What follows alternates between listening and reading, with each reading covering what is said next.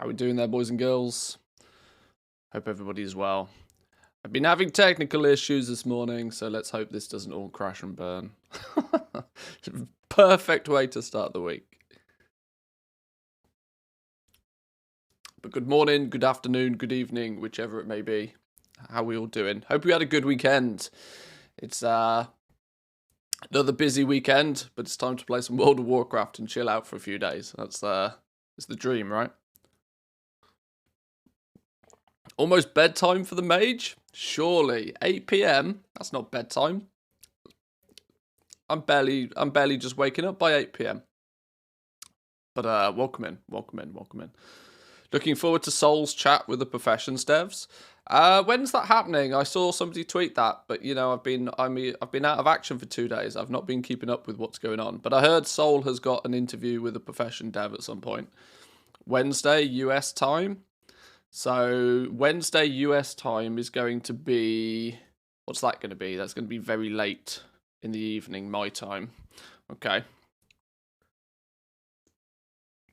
May not be able to watch that one live, but maybe it will be, maybe there's a cheeky bit of React Andy content there on the Thursday stream.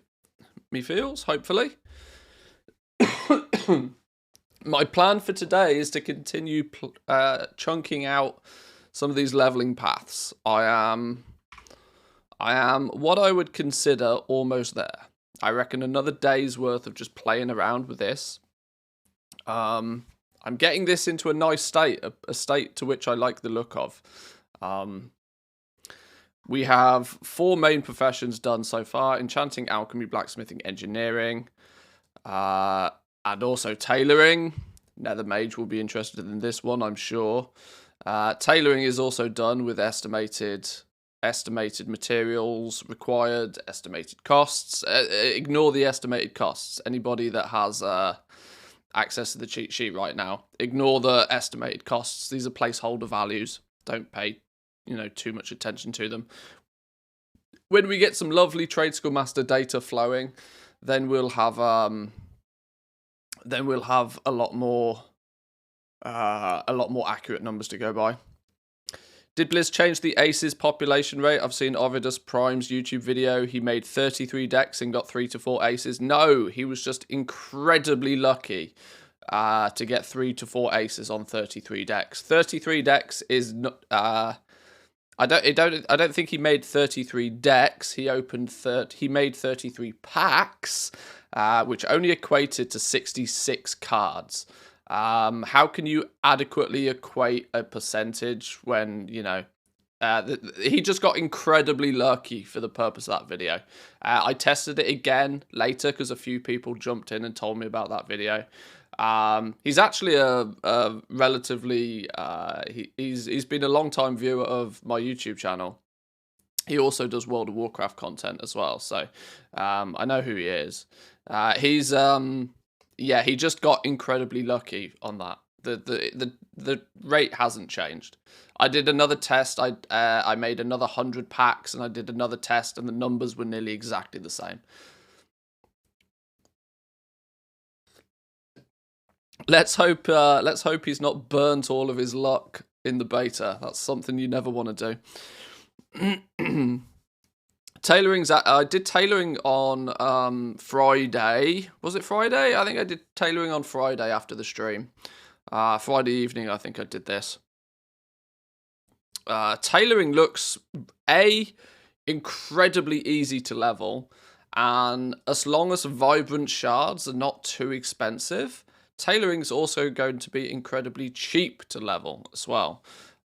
You practically need no materials whatsoever to level up tailoring, and you're basically leveling it up almost entirely through just crafting the intermediates, right? You unravel a bunch of thread.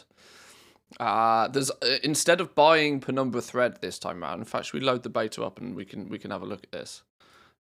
Instead of actually buying penumbra thread or some sort of vendor-based thread, now we have this unraveling system, which is probably worth looking into in a little bit more detail about just how much it costs to get each spool of thread.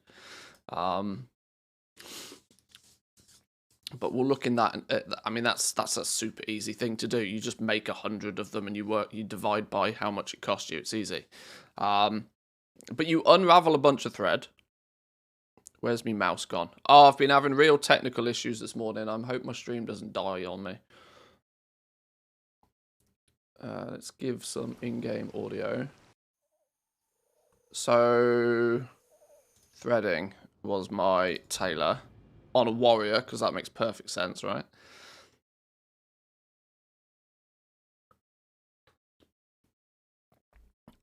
Oh, there's a few things to talk about, actually. I know I'm bouncing around topics already. There was the crafting with blues thing on Friday evening. I had time to play around with it a little bit. I know Penguin was streaming it.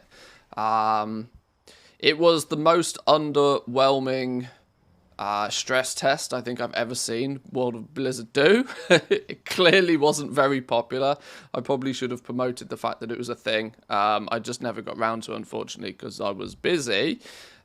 Yet there wasn't particularly too many people testing the crafting orders, but we did get a few bits of clarification on a few things. A couple of things being that when you're doing crafting orders, if you're filling a public order,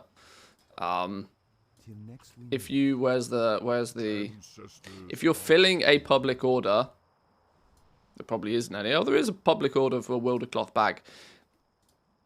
If you're filling a public order, your resourcefulness can proc, and if your resourcefulness procs, you keep the materials that you save, which is a nice bonus, I guess. I guess it's a bonus for crafters, right? It's clear that the public orders are not really going to be super commission heavy, but at least if you're stacking resourcefulness as a secondary stat, anytime that resourcefulness procs any of the materials that are saved, you get to keep, which is really quite nice. On the flip side of that, multi-craft. If you're crafting anything through a work order that has the chance to multi-craft, now there's not many things that can. Gems, I think, are one that can multi-craft, which is quite an interesting one, the epic gems. If a multi-craft procs, then the buyer gets that bonus. So we kind of get the short end of the stick. It's always been very clear to me that multi-craft is a much better stat than resourcefulness, but resourcefulness can proc on a lot more things. Multi-craft only really affects a small handful of things, mostly consumables, your enchants, your potions, that sort of stuff. Stuff that under normal circumstances isn't really going to flow through the crafting order system. One thing that was really interesting, I don't have a screenshot to hand, but one person actually got the Dark Moon deck to proc on because you can, through the crafting order system, you can, I can't easily show you on this character, I don't reckon, hang on. The Dark Moon deck boxes, where was it? Armor, trinkets, miscellaneous trinkets. See if there's the Dark Moon deck boxes, here we go. To put in an order for one of these, you need the Dark Moon deck. This is also a craft to where resourcefulness can proc, and somebody procced and managed to keep the Dark Moon deck. That is a win if ever I've seen one. So that's like Christmas coming early if that happens. So the tech errors are mounting as the launch creeps up. They'll fix most of the stuff. Never does an expansion go live without any faults, but yeah, having the Dark Moon deck itself proc could be a mighty lucrative proc if you can get it to do so. I mean, to be honest, you'd be happy getting any of these materials back, but if it procs on the Dark Moon deck, it's Christmas come early. A wild, dirty Herbie appears. How are you doing, my man? Welcome in. Good morning to you. Or, well, probably good, why are you not in bed? Welcome in, but get some sleep, man. Jesus. I think resourcefulness will become really good for crafting orders. On 40 orders of Dark Moon deck boxes, I got 8 decks with 39% resourcefulness. And it didn't matter if the input deck was soulbound or not. Yeah, this is it. You also have to kind of remember, though, that 39% resourcefulness is not going to be too easy. Getting that much resourcefulness is going to be quite hard.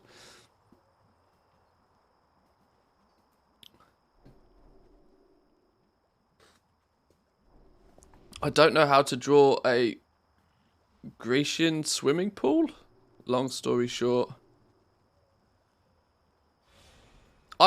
You are clearly deluded, good friend. Go to sleep.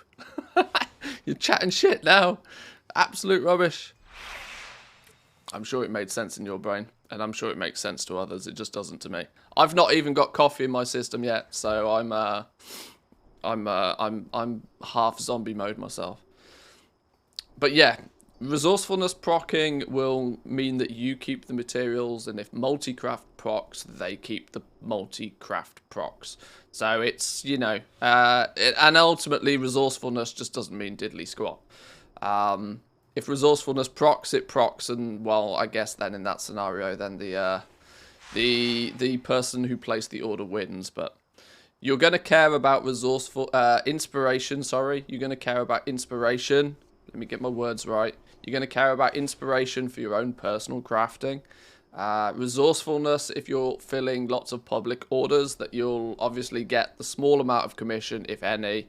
Hopefully a skill point for your profession. And then anytime resourcefulness procs, you get a few extra bonus materials, which under most circumstances, you just, you know, sell them back on the auction house, I guess. I design backyards for work. I have a client tomorrow that wants a Grecan pool design. I'm up late searching for inspiration to draw one. Oh, I see. Okay. You design backyards for work. Why did I think you do something very different to that? Have you changed your job in the last 12 months? I could have swore you did something very different than that, but it could also be my pre-coffee brain once again. Right, anyway, so, why did I log into this character? Yeah, tailoring. I wanted to look at tailoring just ever so quickly, just as a bit of a refresher. You start off by just unraveling thread. Leveling tailoring is actually bananas crazy easy. You take tattered wilder cloth, which I presume will be the most commonly available wilder cloth. Not really useful for much other than for tailors to turn it into thread. You take a bunch of that and you turn it into threads.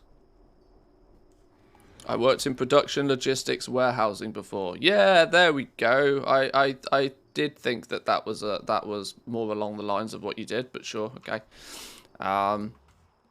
Take some tattered wilder cloth. We unravel it a little bit. It goes yellow. We just continue to unravel it because we need it anyway.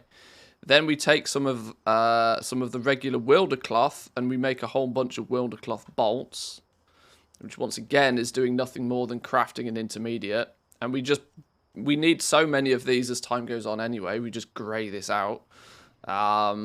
We just make these until we don't get any points from them ever again. And we will still need even more than that. Then we make the vibrant wilder cloth bolts. We take some of those bolts that we just made and we turn them into slightly more shiny ones with the help of a vibrant shard. Tailoring and enchanting looks to be quite a nice pairing once again. As it often has been. Tailors and enchanters will be good friends, I'd imagine. You make a bunch of wilder cloth bolts. You save those. You don't need to do anything with them. You save them. You then make 3 pairs of shoulders, 4 polishing cloths, and then 5 vibrant spell threads, and you're done. You're literally done. That's your tailoring leveling done. It seems incredibly quick, incredibly easy, and almost dumb level simple. But tailoring has always been in that position. Of the 3 like gear crafting professions, leatherworking, blacksmithing, and tailoring has always been the easiest by far. Far less barrier to entry, usually a lot more competition, usually one of the ones you go to make a bunch of stuff to break down with things like enchanting. I'm not entirely sure at this point if there's going to be too much that will be disenchant bait, or whether there'll be too much like vendor shuffle opportunities here. It's hard to tell. It's hard to tell until we get some pricing on materials. But some of this basic early stuff does clearly shout potential. Because with no vendor mats to deal with, you're frankly dealing with just a material drop. But it depends how rare this Wildercloth ends up being. The materials for tailoring feel odd this time round. It's not so much that there's clearly a default cloth and then a higher quality one. Tattered Wildercloth, I reckon, will probably be the default one and won't be usable for anything other than making these threads, which will push its value down really quickly. And then you've just got regular Wildercloth. There's no like lightless silk, although this is deemed to maybe be the rare one, but I don't think it is, not through playing the game. It's going to be weird. I still don't feel as if I've played the game with tailoring enough to actually know what the crack is with that, but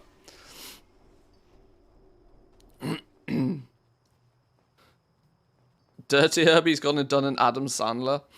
Wasn't it basically his job in the movie Click, where he designed buildings and backyards and stuff? I'm not sure. Singed Decayed. What type of cloth is that for? Is it just for unraveling?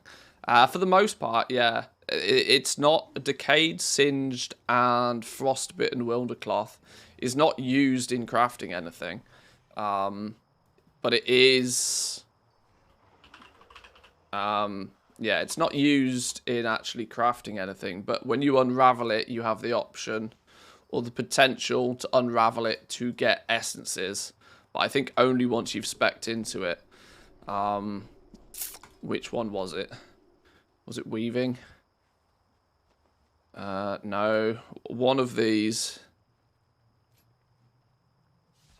Probably this one then, spinning. Become an expert in unraveling cloth and spinning various threads, gaining +1 skill. Learn to occasionally extract rousing elements from certain types of Wildercloth during the unraveling process. You can get this like really quite quickly. You wouldn't need what, like 10 points in here? Not even 10 points. 5 points in the profession, and you can unlock this. This is basically, I mean, it's borderline default for tailors at that point. You only need 5 points in here. Now, if you go to max this out, then you can get all the way to this one. Learn to guarantee a rousing element from a certain type of Wildercloth during the process. So that's really not bad at all. 35 points. 35 points will guarantee a rousing element when unraveling those 3 different cloth types. That will mean that as long as there is some sort of farming going on in a specific area... now, Decayed Wildercloth is clearly going to be in one area near the Brackenhide Hollow, which is in the Azure... Is it called the Azure Span? I'm still pre-coffee. I can't remember all of the names. I can think off the top of my head where you get a lot of this from. This will be where we need the farmers to do farming things, right? We need the farmers to go out there and work out where all these good spots are for farming. I would love to do that myself, but truth be told, it's not really my forte. I call it Grizzly Hills. It does have Grizzly Hills vibes. It does, yeah. Spent all weekend setting up my PC after resetting it to factory settings. After watching Friday's VOD where Manthias declared he was going to be off coffee, I decided my PC must have been infected with some sort of horrendous virus. Yeah, I gave up with that shenanigans. It's Monday morning and I'm drinking coffee again. I was like, no, I'm drinking coffee.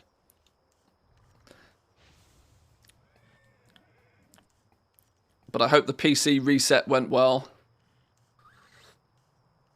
I'm very tempted to do the same.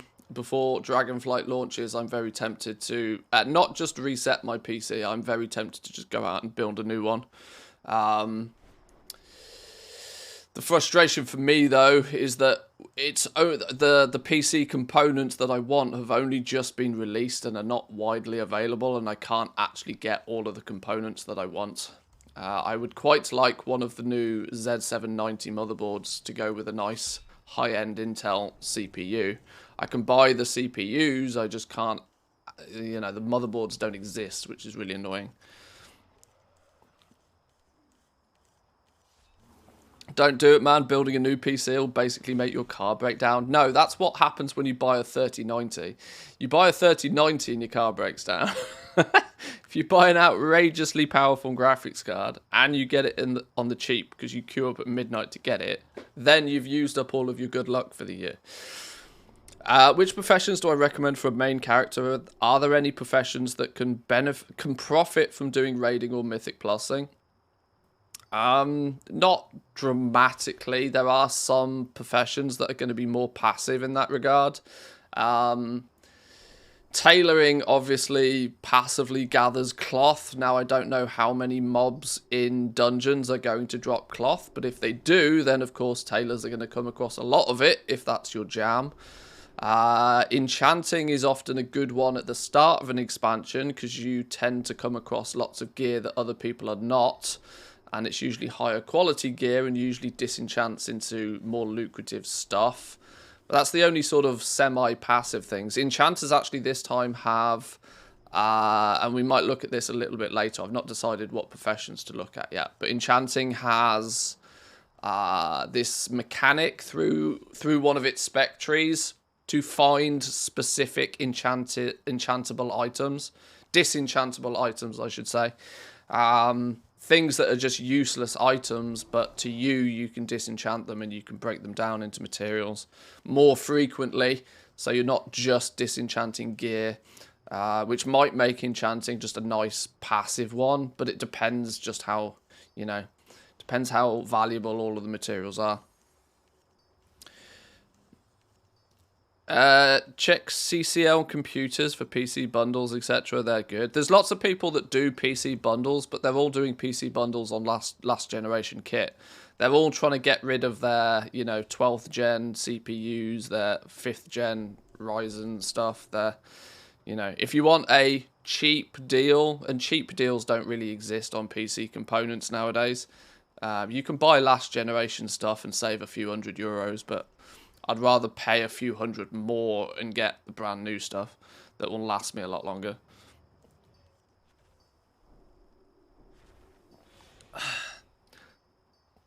Has the wand shuffle changed since much we tested it? Haven't been on the beta for like a month. I've not revisited it and I've not looked at it again. This is the difficulty with there being so many professions and so many sub-specs within all of the professions. It's beyond impossible for me to actually, check and keep checking and rechecking all of them. If I can even visit each profession once in a week, it's good at the moment. Time is literally my enemy at the moment. I just don't have enough of it. Need to make multiple Manthiuses. If only.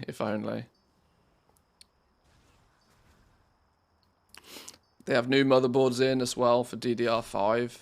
Yeah, this was the thing. I was like, if I'm going to build a new PC, I might as well go Z790 motherboard, high-end Intel CPU, DDR5 RAM. I might as well just go with what is the latest, so then it will last me the longest. That's my theory. It's certainly not the cheap way of doing it, but K-Chak has got the primal extraction working for enchanters. I'm looking forward to the video. Yeah, he's playing around with a lot of characters on the actual leveling servers, and he's playing around a lot with that sort of stuff. I've not done too much of that. I'm spending a lot more of my time actually, playing in depth with the professions on the profession testing realms. But as a community wide, we'll probably have all of the answers by launch anyway. So I need a little break from beta. Well, this is what I'm being careful of. I'm being very cautious to not like burn out and get bored of the game before it even goes live, which is why I'm spending a lot more time on these test vendors. Just playing around with the leveling of the professions, not playing the actual content too much. It's one of those. I can't remember the last time I logged on and actively played retail. So it means I've been playing Dragonflight already for a couple of months. And I really, really do not want to burn out on the game before it even goes live. Is there sort of a tier list for most goal-making professions in Dragonflight? I did a tier list a while ago. To be fair, it was just a stream highlight. I just chopped out the section from a stream and put it on the YouTube channel. I've not done one more recently, but I don't think my opinions have changed that much since I did it, so... The reality is for Dragonflight professions is you could pick any profession you like. And I tend to feel the better thing for most people to do is pick 1 or 2 professions and just do everything you can for those professions. I think it's going to be a real trap for people who try and do a little bit of everything. And by trying to do a little bit of everything, they'll quickly come to realize that the time and the effort in trying to do that across multiple characters is just not sustainable. And people always think that, oh yeah, well I'll level 5 characters up in the first week, and then I'll do the rep grinds, I'll do the world quests on 5 characters daily, I'll kill all of the rares on all of those characters daily, and I'll do all of the dungeons on those characters. And then when you suddenly realize that you know, as much as people want to, even given the opportunity, most people don't actually want to play a single video game for 18 hours a day for that long. It's cool for the first week, sure, but much past that, once you get into the monotony of the end game grind and you're trying to do that on multiple characters, you'll just burn out super quick. You're really, really better off just picking 1 or 2 professions and doing everything you can on that character. Pick a main and main that character. It is the way that you'll have success with the professions.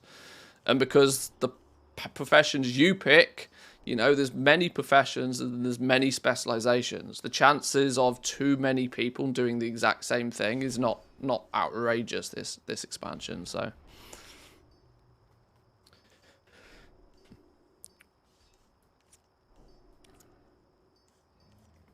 haven't mistakenly hit my dragon riding hotkey on retail, so I think the break was long enough. Yeah, I tell you what, flying in retail just feels boring now. It feels really slow and really boring. Do you think it's worth mass crafting old world map bags for launch with the new bag slot being added? No, because they don't work in there. The new slot only works for the new reagent bags.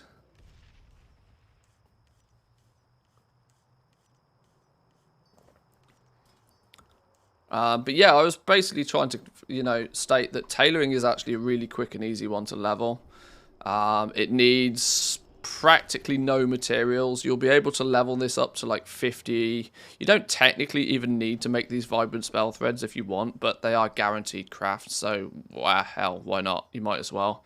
You've also made the vibrant wildercloth bolts previously in the leveling path, so you'll be good to go on that anyway.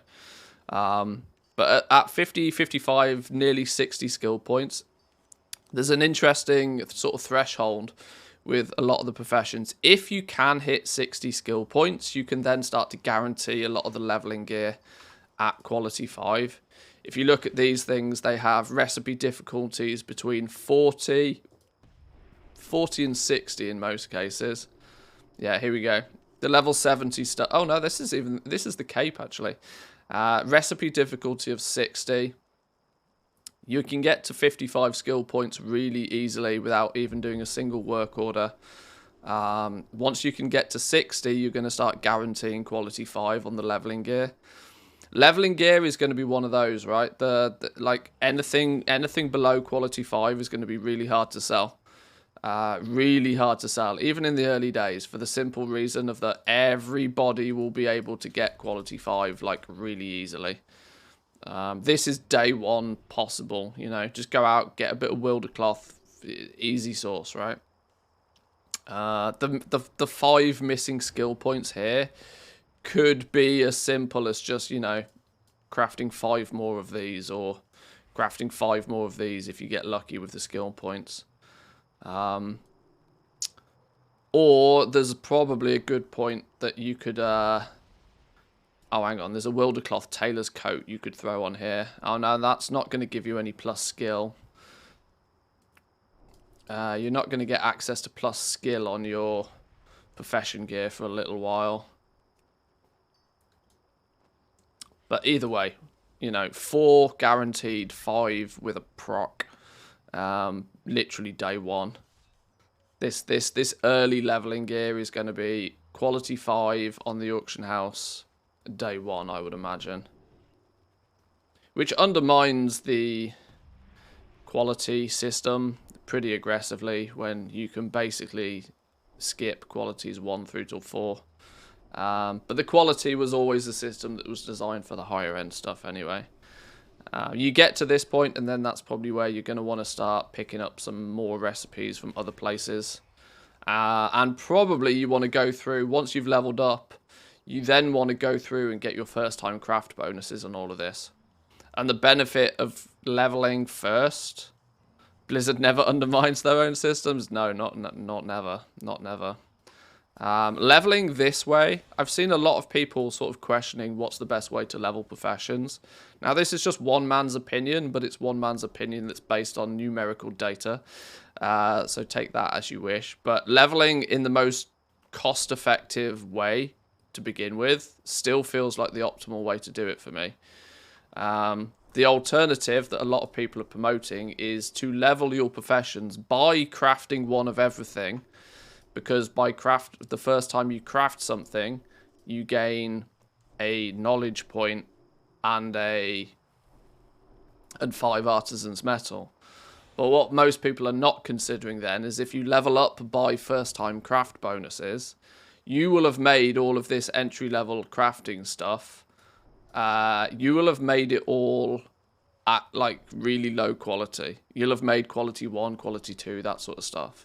Which then means when you come to go and try and sell it to recuperate some of your cost, you basically can't. Or you will, but you probably won't get what you paid for it. You're better off leveling, getting your base skill points, then going back and getting your first time craft bonuses when you can practically guarantee everything at quality 5 and have a much higher chance, much greater success chance. You also get a decent chunk of XP for the first time crafts though. Oh, you do. I'm not saying don't do the first time crafts. I'm just saying don't do them first. Level your profession first, because when you've got 55 extra bonus skill, you make all of this stuff, you get your first time craft bonuses, but you then get the end result item at a higher quality. It's a win-win-win, you know? There's no downside to it.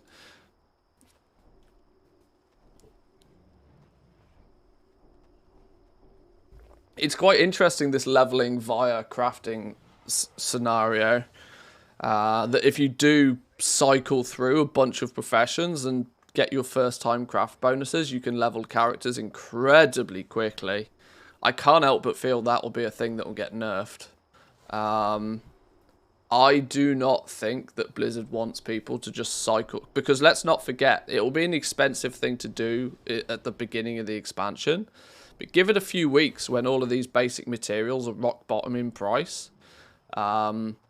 Cycling through professions, harvesting first time craft bonuses, and gaining 3, 4, 5 levels from doing such is clearly something they're going to nerf.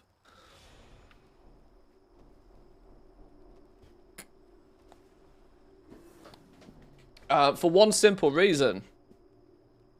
One simple reason is that Blizzard hates it when you level too fast. They always have done. This is why they're incredibly stingy with their leveling bonuses, and they try and calculate the speeds as accurately as they can.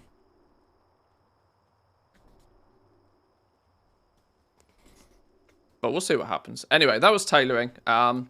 there's not too much to talk about tailoring as of right now. I need to take a little bit of a deeper look into the spec trees for tailoring.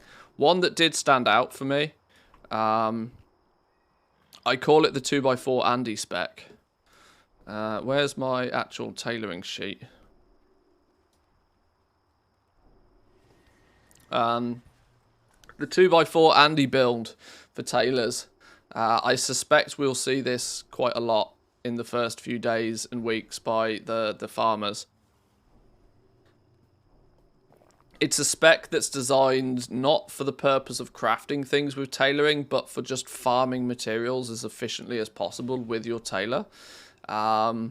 Designed to farm as much cloth as possible to sell on the auction house. This will be most useful for characters that do any sort of 2x4 farming, as the high kills per hour will end up paying off big. After 60 points in the profession, you should have close to 150% bonus cloth gathering, and also a chance to find Wildercloth bolts off mobs. If you take the additional optional knowledge points, you'll also be able to extract rousings from certain types of Wildercloth. There's also a good reason to switch these two in the early days if the rousings are especially valuable. 60 points can basically, what's it, tailoring mastery and then cloth collection.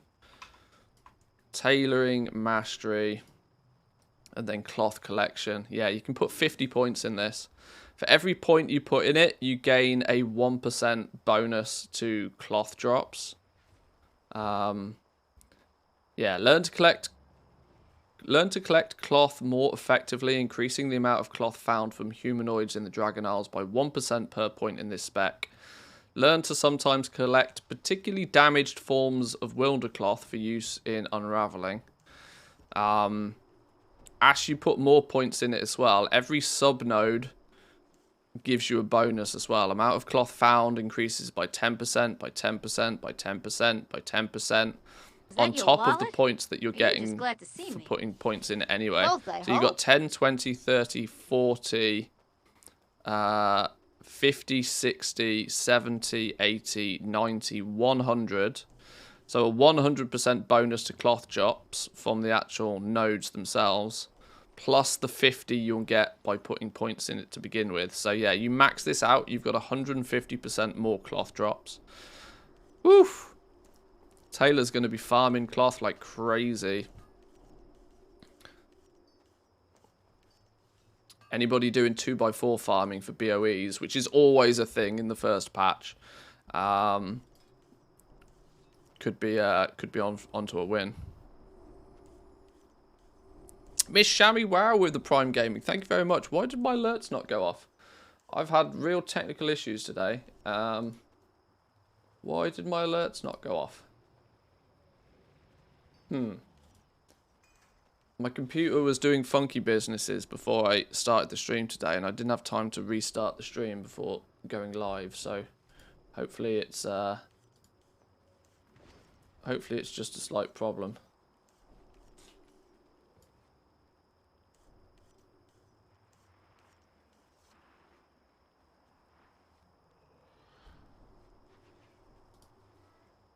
What's going on here? Yeah, my entire computer's having a heart attack. I don't know what's going on. Either way, thank you very much for the Prime. I do appreciate it. Nice to see you streaming live. Currently working on some sort of sim crap. Oh, you've just DM'd me on Discord. E.g. stat weights for profession stats by recipe/TSM data to optimize profits when crafting. Do you maybe have gathered some info about how resourcefulness/multicraft works in detail? Or is it still something that's not entirely clear? It's not entirely clear, is the honest answer. It's also becoming more apparent that there's things like diminishing returns on those secondary stats as well.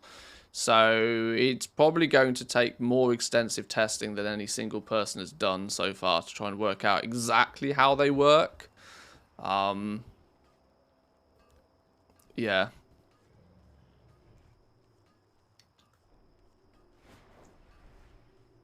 We're starting to get an idea of just how things like the different material qualities plays a difference in skill levels and stuff, but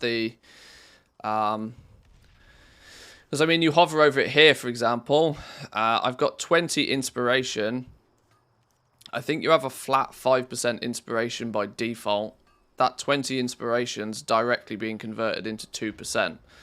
But obviously by that you could make the assumption that, well, okay, 10 points in inspiration gives you a 1% inspiration chance. But that's not strictly true. The more of it you stack, the numbers start to sway a little bit.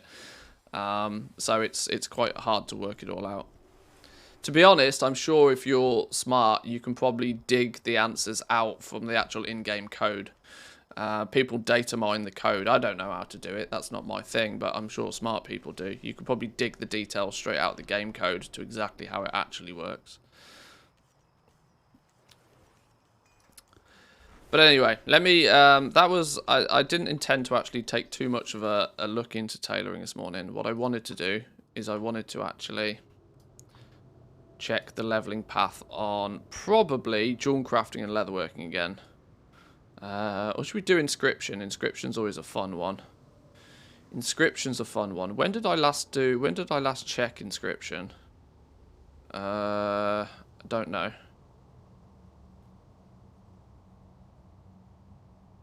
Mill a bunch of stuff, make a bunch of inks, make a bunch of burnished inks. I wonder if this has changed. Make a few runes, make some draconic missives, make more draconic missives. I reckon it's changed, you know. I wonder if that's going to be about the same. Let's have a look. Let's test. Let's make a scribe then.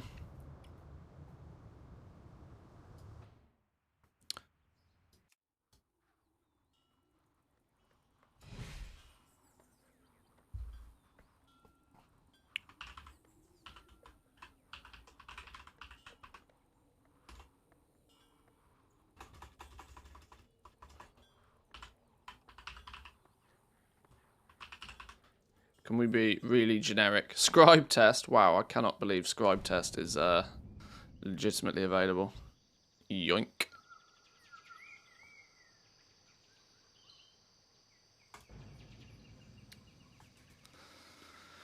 I don't know if it can be extracted from data mining. I think excessive testing and stats will be the way to go.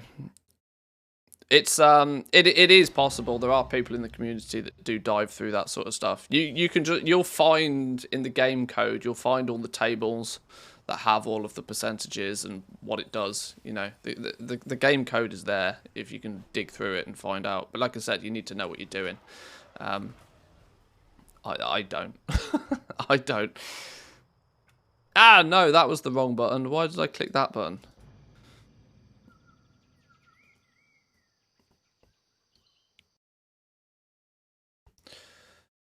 Still have a free boost, might spend it on a druid and go tailoring with skinning. It's also a very popular setup at the beginning. Simply because then that character can then perform reasonably well in 2x4 farming. Because, you know, boomkins do tend to run away with 2x4 farming because they're insta-dots. If you happen to be a tailor and happen to be killing humanoids, then you'll get a lot of cloth.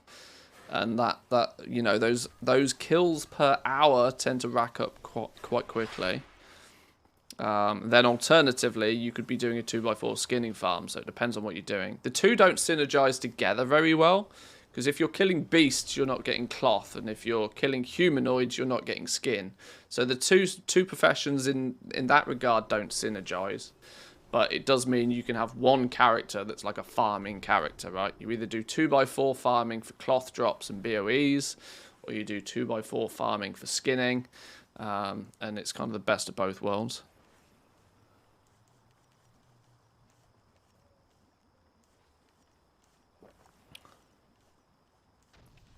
Although you need to spec for the dots now, you don't just get them by default.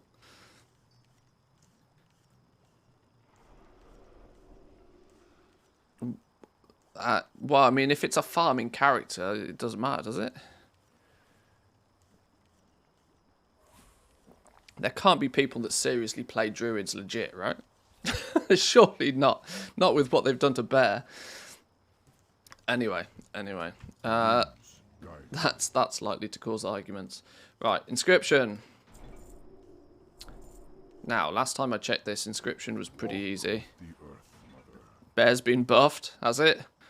Oh, okay. It's actually good now after the buff. Lord.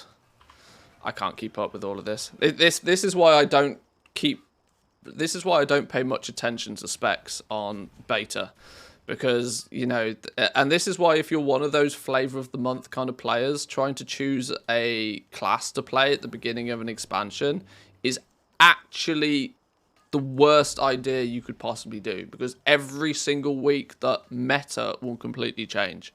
Wait till the game goes live, but more importantly, for the first patch of an expansion, play whatever you're willing to play a lot. Because you tend to have... You'll probably clock up more hours played in the first patch than you will the last 3 patches combined. So pick a character that you actually enjoy playing in the first patch. Always, always, always. Right, let's grab some herbs. I'll simulate somewhat realistic leveling by picking up quality 1 stuff for now. Although... Quality 2 will be available basically instantly.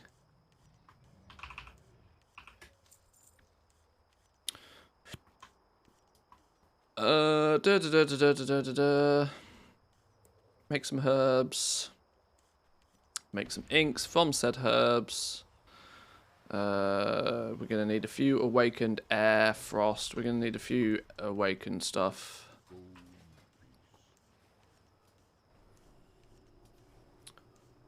Awakened air, awakened frost, more than likely. We can break those down into lesser ones if needed. We're going to need vials, aren't we, for the inks?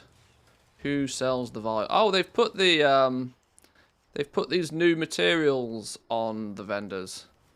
The mastodon tusk, tall strider sinew, iridescent plume. Glowing titan orbs. Ah, nice.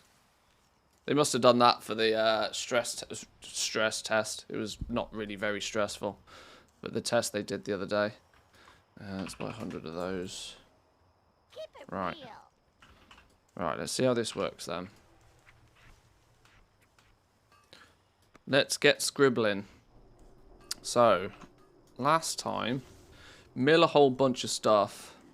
40 to 50 of any dragonflight herb will get us up to skill 10. I presume that's probably going to be the same, and it makes a lot of sense to suggest people to mill hock and bloom.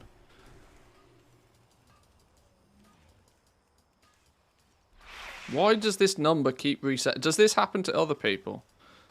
This number randomly resets itself for no apparent reason.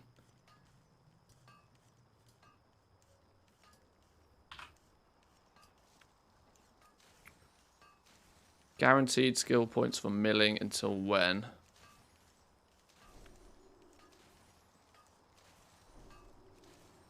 Wow. Is that your wallet? We got guaranteed milling points. Wow, okay.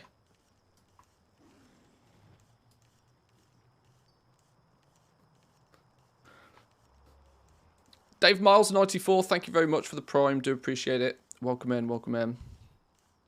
Out of curiosity, are you guys hearing the alerts, or is it just me that's not hearing the alerts?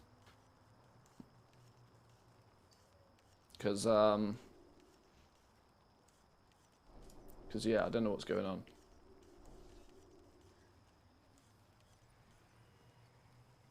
Oh, you guys are hearing the alerts. We hear them. Okay, it's just me that's not then.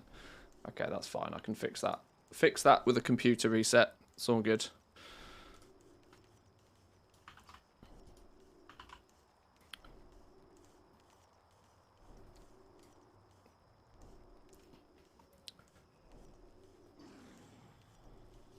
What's your plans for release? Gonna stream? Oh, absolutely. Yeah, absolutely. We'll probably, like, the first week of the expansion, I suspect we'll probably be streaming sort of 6 to 8 hours a day.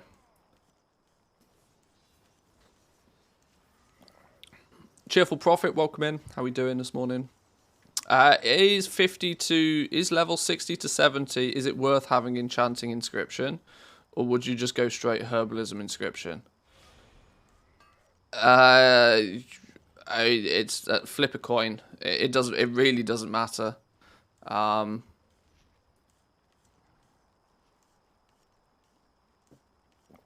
That's six of one, half a dozen of another sort of question. Enchanting, you'll have items to disenchant. If you go herbalism, you'll have herbs to pick. Either or, there'll be a bit of passive gold to be made from either of those. If your goal is to go inscription anyway, then start with inscription for sure. Do you think gathering herbs from killing base plant creatures in dungeons could be a thing? It could, but I doubt it. As I doubt that you're gonna, because herbalism is one of those things. That basically turns herbalism into skinning. And what's historically slowed skinning down is the fact that you have to kill something before you get your loot. Herbalism is one of those where you fly in, you pick it up, and you fly off. You're not actively engaging in killing things. It might be a thing, you will be able to do it, but I don't think it will be like, something that people will really strive towards being able to do. I think we're probably going to take milling as far as we can go with milling then, aren't we? So, mill, Hocken, Bloom. If we take the milling of Hockenbloom, it's guaranteed up to 10. We probably take it till it goes green, I reckon. Because we're going to need the pigments anyway. When does it go green on me? It goes green at 12, okay.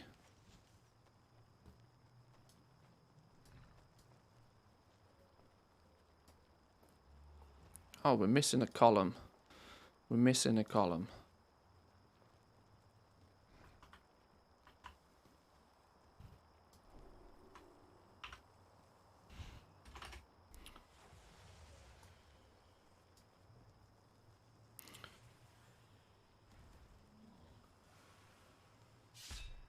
Have you tested the work orders on beta yet? Will it tank the gold earning?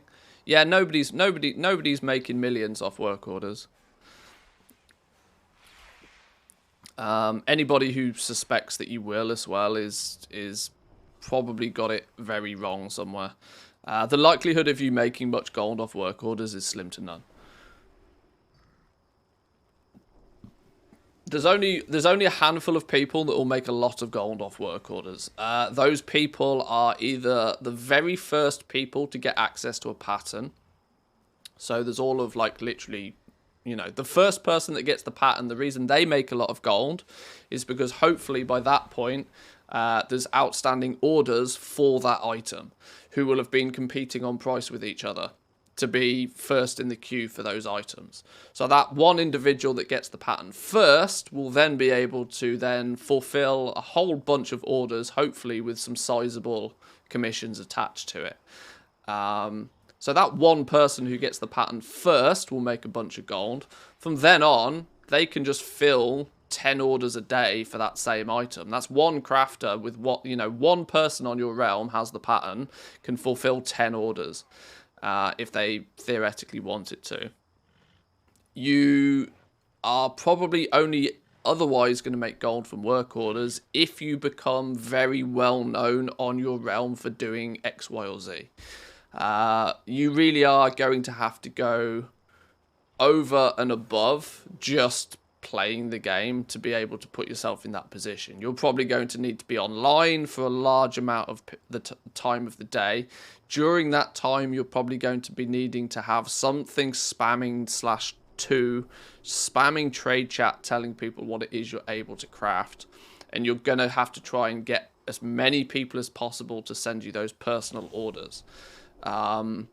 That's where you'll likely be able to make a sizable amount of gold, but it's not even comparable. We're not going to see anything like what we've seen with Shadowlands legendaries. It's not even remotely close. if you have 10 public work orders you can fill a day, if you can make 10,000 gold in a day filling public work orders, you've probably done well. Which, when you do the maths on that 10,000 gold a day, 1,000 gold tip per order would still get you your 300,000 gold a month, right? Which is your token. You can quote unquote play the game for free in the EU if you do 10 work orders a day for an average of 1,000 gold apiece.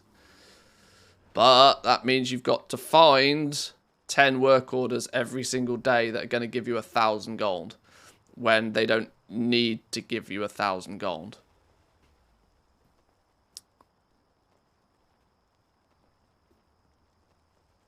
You're assuming tokens will stay at 300k. They'll dip to about 200, I reckon, on launch. But they dipped a lot further, I think, at the start of Shadowlands because people needed to buy legendaries quickly. There's no reason for people to buy a huge amount of tokens this time round. Materials will be available instantly. They'll be relatively cheap quite quickly. And outside of buying a few bits and pieces for the odd piece of crafted item, there's not any big single ticket item that people are going to need.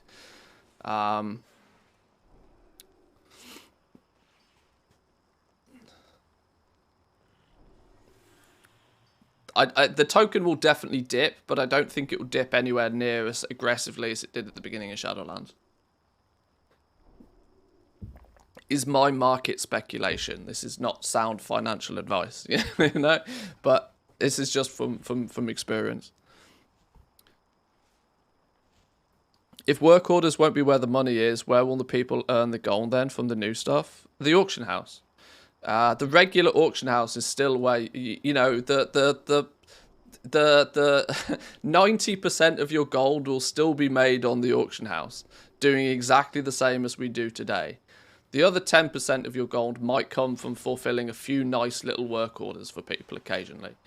The work order system, although it's being, showcased as the big new shiny thing, it's not really going to be that big and that shiny for very long. Very, very, very quickly, you'll turn back to the tried and tested methods that always work, which is making basic things and selling them on the auction house. The work order, I've tried to explain this a few times. I've not eloquently done it, though. This is probably half the issue. But the work order system is never going to replace the auction house. The only reason why most patterns in the game right now are bind on pickup is so that you have to use the work order system. Blizzard knew from day one that the work order system was probably not going to be too exciting, right? They knew full well that given the choice to buy something in the auction house or to put in a personal order, most people would choose to buy it in the auction house. So, for Blizzard to make sure that people use the work order system, they just made all of the stuff bind on pickup. So that it can't go in the main auction house. What's the easiest way to kill the the normal auction house? Make it so you can't list anything there. Everything then goes through the work order system. As soon as people stop caring too much about all of the bind on pickup endgame gear, or very quickly come to realize that actually quality doesn't matter anywhere near as much as people think it does, you'll start to see an aggressive slowdown on use, and all of the goblins will turn their focus straight back to the regular auction house.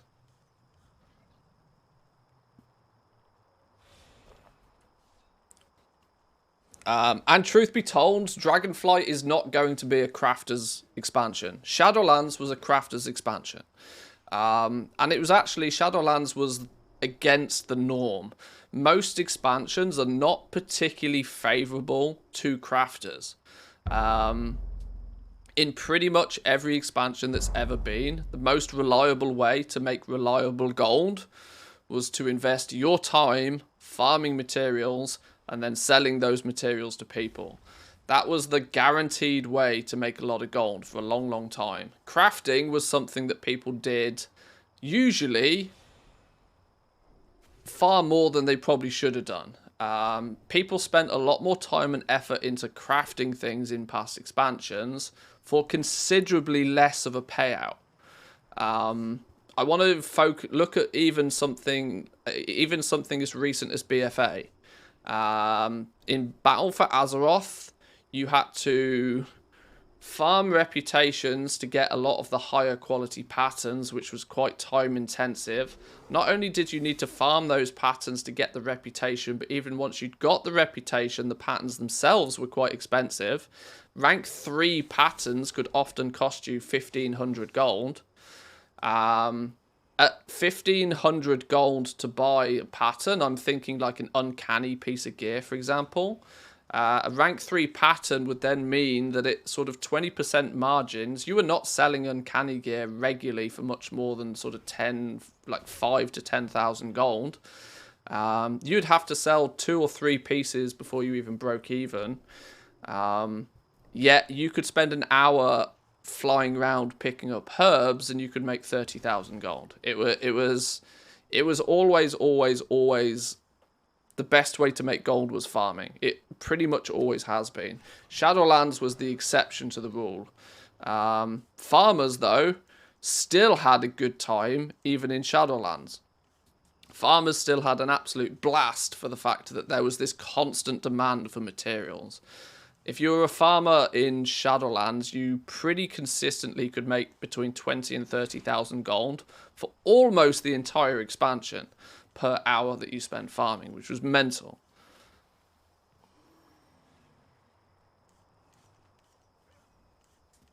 It was actually crazy. I earned over 40 million on uncanny gear. I mean, you could do. The opportunities were there for sure. But it was never anywhere near as lucrative. You know, you look at the uncanny gear and you're like, oh, well, yeah, I made 40 million on uncanny gear. But there's people out there that have made 700 million on legendaries. Different leagues, right? Totally different leagues.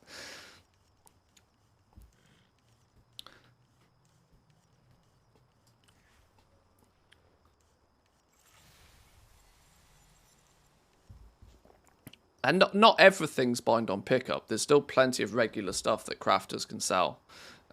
It's all of the end game stuff that's bind on pickup. When I started crafting gear in 8.3, uncanny hitting 2k was hype. Yeah, this is it. You'd get excited for like a 6 or if you made over 10,000 gold in a single sale, that made your day with crafted gear at the end of 8.3. It made your day if you sold something for 10k. Doing the same in Shadowlands was just another day at the office. It's distorted people's expectations of what crafting can be pretty heavily. And Dragonflight will be a reality check for some. And the sad truth of it is that those that have cashed in big in Shadowlands will be able to sit back and not give a damn throughout the entire of Dragonflight. We will quite quickly get back, and you can quote me on this. Feel free to clip this and quote me on this in 6 months' time.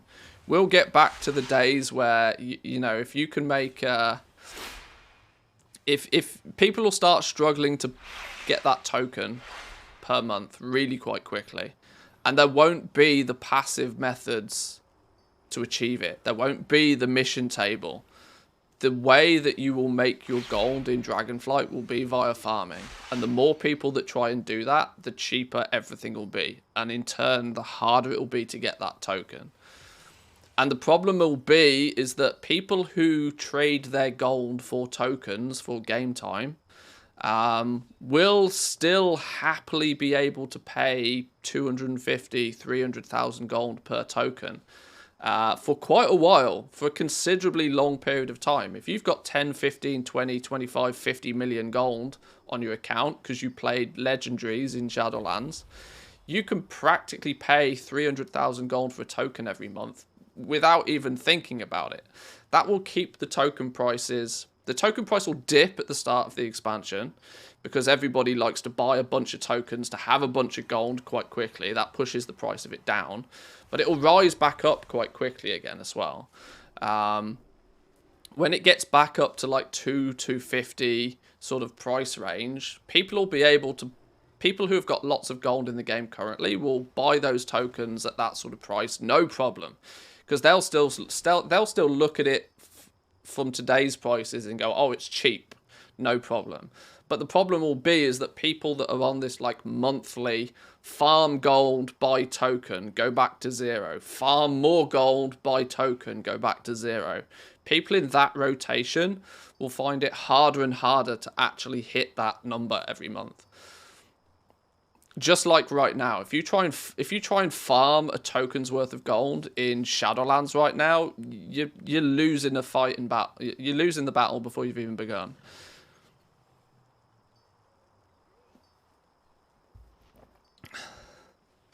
Did you see the crafting leveling thing leveled to 60 and 66.4 in 33 minutes? Yes, that's K-Chak's video. Yeah, I've seen it, yeah.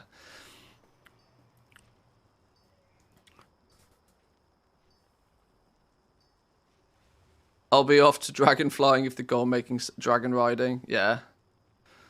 See, I'm in a difficult position. I want to try and help people make as much gold as they can, but at the very same time, I have absolutely no need to go hard. You know, I could coast for years at this point without making a single gold ever again if I wanted to. God damn you, legendaries! They were both a blessing and a curse, if I'm honest.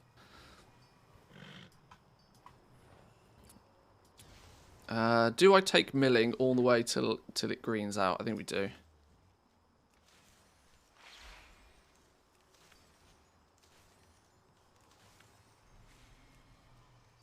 There we go.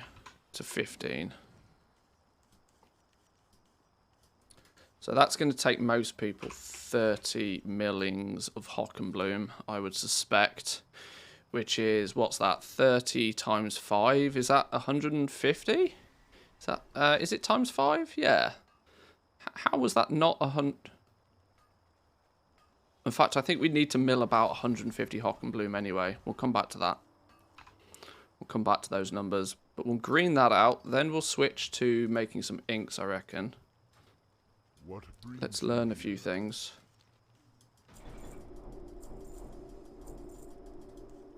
May the eternal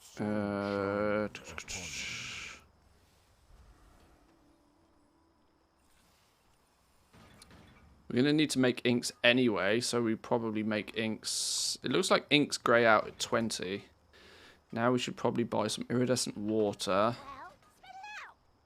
Let's just buy 100 of that for the minute. Do we try and make... Probably try and make 10 of each ink? How many of the inks are we going to need? Where did we go last time? Make 10 to 20 of each ink.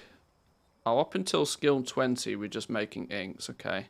Inks turn green at 15, but you'll need them for the later parts anyway. If you have access to a lot of herbs, don't mill them all straight away. Your skill will quickly increase, making better ones later. That's what I thought. The ink difficulty is still only 80. It's still super easy to make high quality inks. I guess our first 20 points is just going to get a stockpile of inks ready, isn't it? Let's mill some bubble poppy.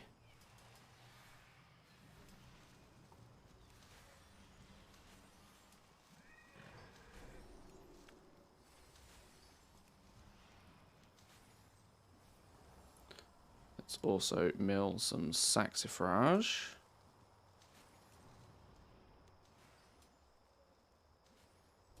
Bit of a spreadsheet day. Every day is a bit of a spreadsheet day at the moment until I can get it to a place where I'm happy with it.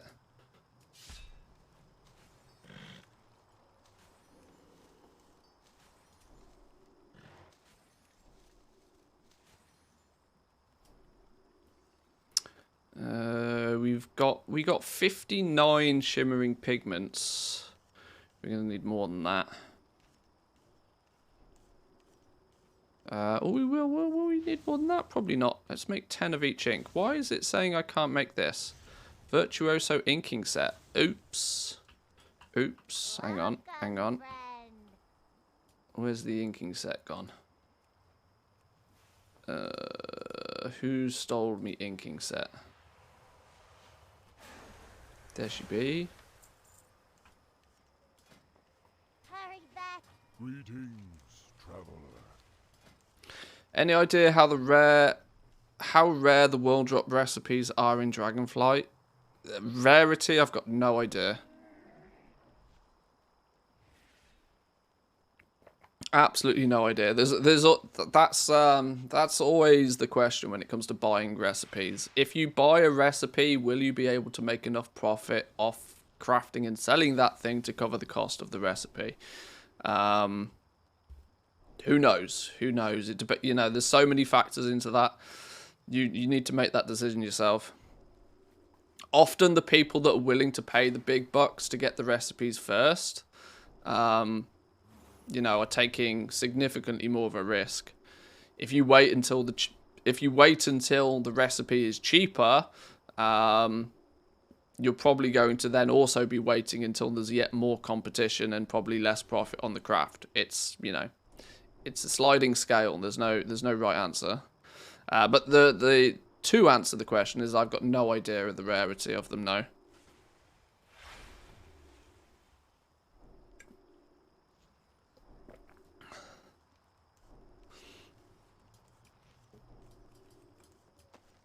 Let's just make 5 of each to begin. 5 of each. Actually, 5 crafts ends up making you 10 inks.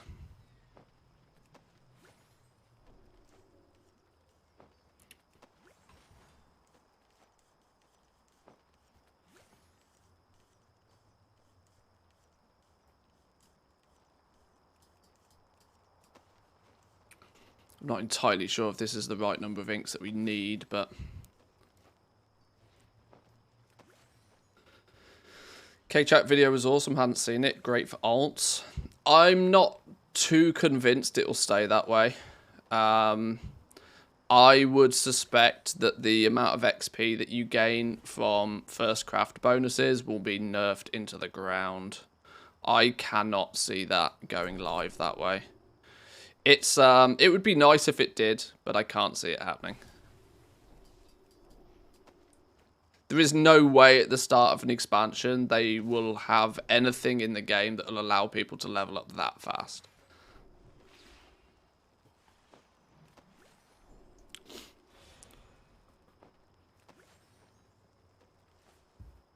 And considering that whole thing is probably just a single knob on their back end that they can just twist and it's like all of a sudden the XP is nerfed. And if it works, it works, you know. This is always the thing. There's this common theory, you know. Take advantage of systems whilst they're, you know, a little bit broken. Because it's not an exploit, it's clearly designed to be that way. So I mean, yeah, take advantage of it if you wish. It'll be nerfed after a month, probably. Few will be able to buy that many materials at the start. Exploit early, exploit often. Well, that's the phrase that's often thrown around, yeah. I don't condone it in any way, but, you know, I understand why people do. Right, we're going to make just a selection of inks. Now, my wording on this is going to be bad, but hang on, I should have paid it. They were green from the start, weren't they?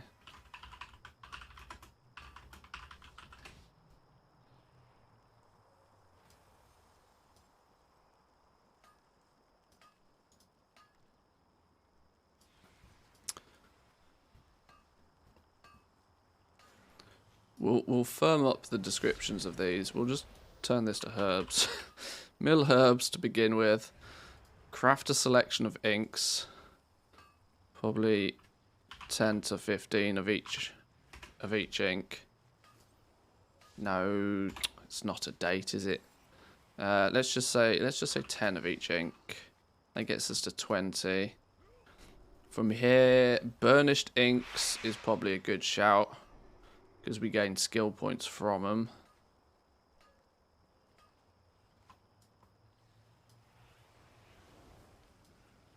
This leveling path feels very much the same actually. 5 burnished. Oh, back in the day, 5 burnished inks was giving us 10 points. Now it doesn't look as if. Oh no, it looks as if it might still. Okay, let's see if we can cheese out 5 burnished inks.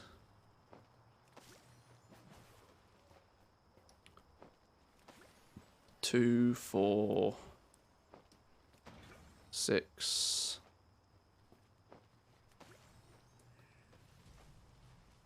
8, 10, and they go orange. Yes, it's still a thing.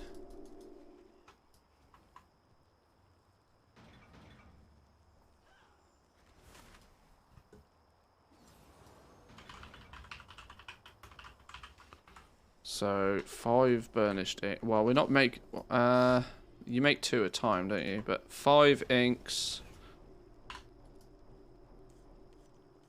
takes us up to 30. And they were guaranteed. Now the question is do we continue to make burnished inks or do we switch over to something else? Maybe making these runes is not a bad shout now. So we should be able to make the chilled runes. Oh, we've burnt through all of our serene ink. Okay.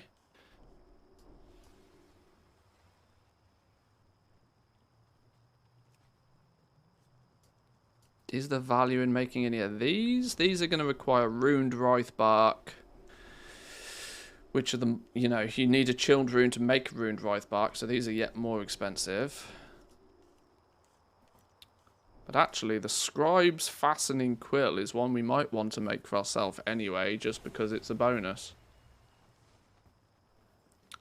Because it's a green weapon that gives plus skill.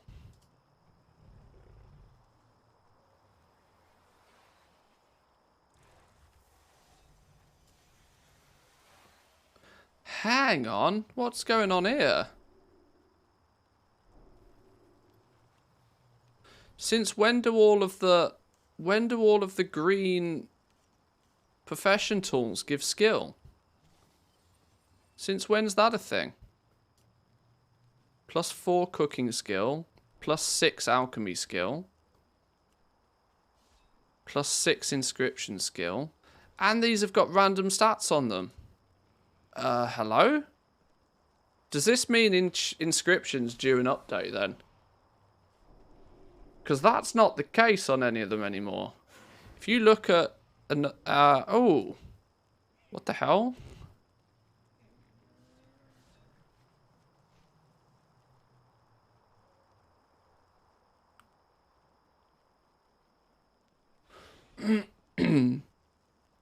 I wonder.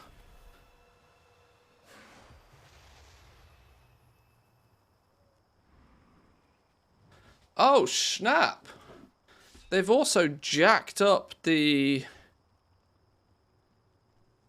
item qualities on these. There's an item level range of 26 points on these now.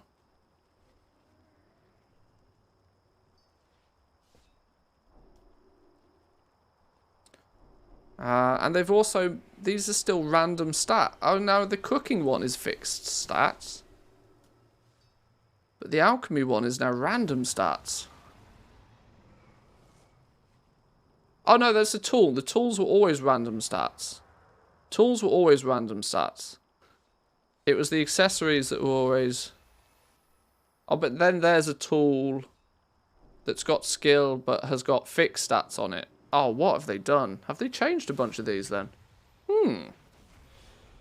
Okay, I'll pay more attention to that in a minute, but... I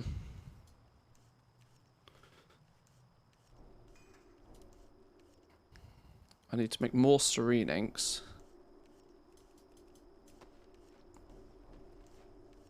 To make a bunch of runes.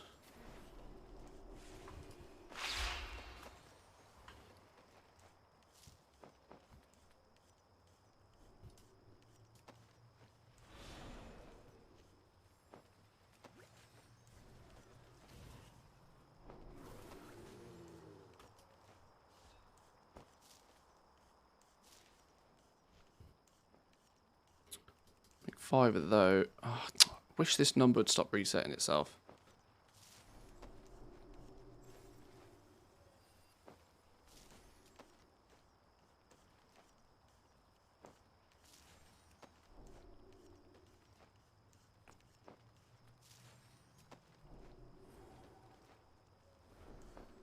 Five of those will give us 5 runes.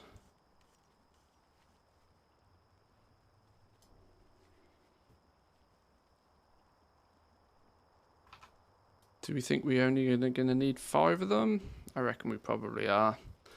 31 to 35 runes. Make 1 of each.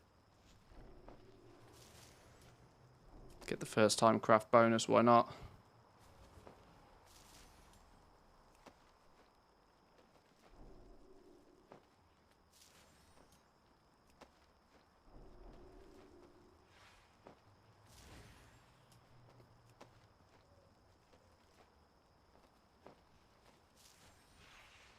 Okay.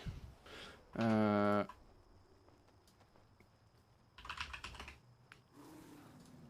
going to make 5 of them. That took us up to 35. They were guaranteed skill points.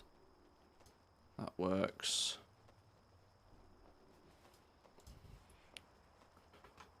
Are we going to start making cosmic ink at this point? I don't think we do make cosmic ink at this point. I have a sneaky feeling we continue making runes because they're going to be lightning cheap.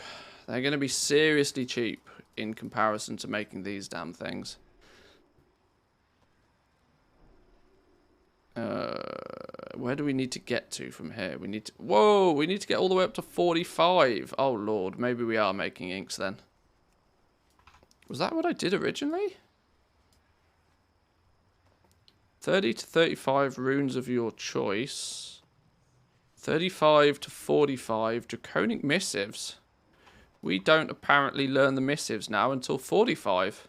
So they have tweaked this a bit. They've changed this a bit. They want you to start making cosmic inks. Okay. So they've jacked up the price of inscription leveling.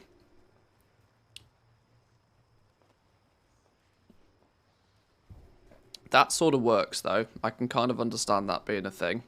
I can see why they did that. I guess, then, we are going to try and make 5 cosmic inks to get 10 points, I guess. That makes a lot of sense. Let's get some materials together, then. We need runed writhe barks, which in turn needs some...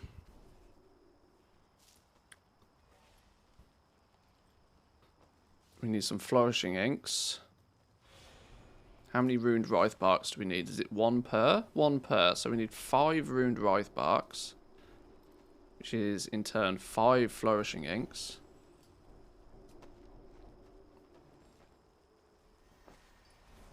No sub message on mobile? I do not know. Greetings from Bali. Oh, wow. On holiday. Nice. What in the world are you doing watching Twitch streams if you're on holiday? But welcome in.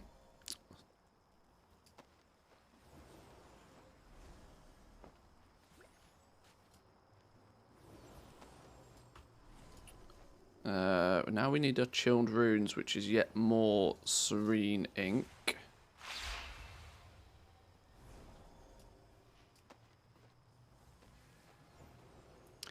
Guess what I found in the shop here today? Oh, I don't know. In Bali, it could be anything.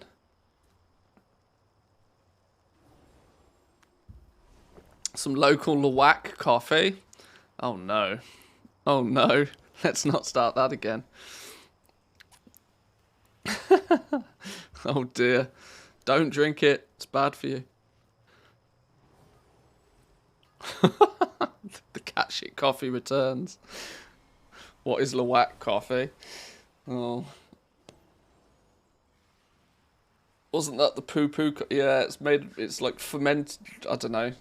It's beans that like some wild cat has eaten and then shat out.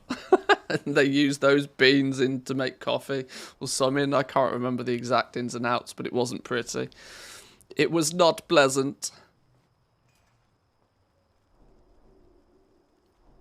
What do I need here? More rousing air.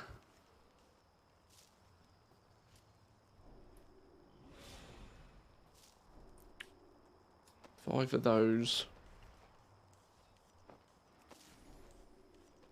Black coffee's Biss. Apparently it's meant to be incredibly rare. Or not so much rare, it's just expensive because, you know, the process is not pleasant. Cats need work too. Cat unemployment's a real epidemic affecting all of our cities. Yeah. Out of control.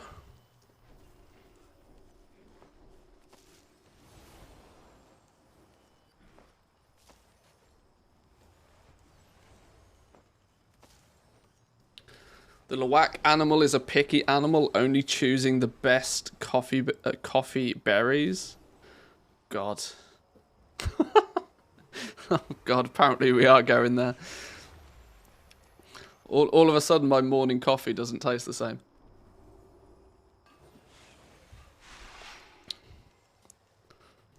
Right, we've got our inks. We've got our burnished inks. We've got our ruined writhe barks. We now need 5 more serene inks. We're missing a serene pigment. I can't remember which one serene pigment comes from. Blazing is saxifrage. Flourishing, I think, is is probably writhe bark, isn't it? No, apparently not.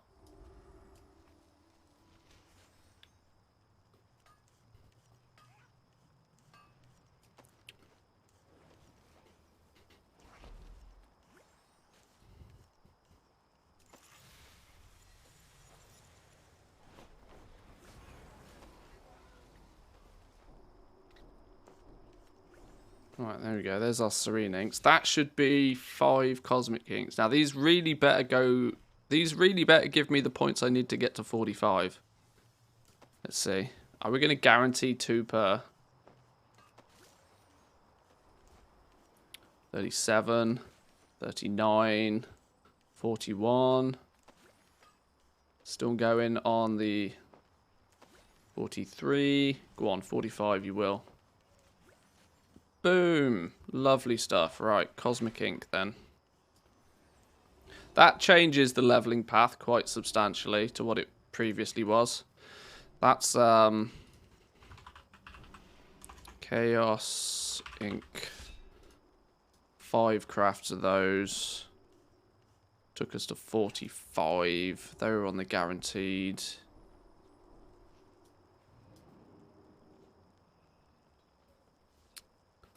We need Manthia's coffee beans for Patreons. Get that coffee. Maybe. I need to. I need to get a little bit more popular before I think I'm going to get a coffee brand deal.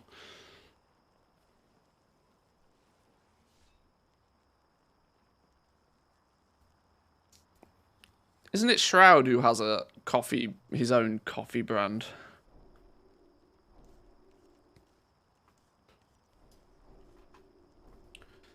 Right, now we get our missives. Now we're probably going to craft up a bunch of these. We'll use these to get to 50. 1, 2, 3, 4. Well, there's 6 of them, so I guess we just make 1 of each of them, right? Serene ink, blazing ink, serene ink, flourishing ink, okay. 1 of each, I guess. Will Inscription be your go-to profession combined with herbalism? Not for me personally, but it's going to be a very lucrative profession at the beginning for sure.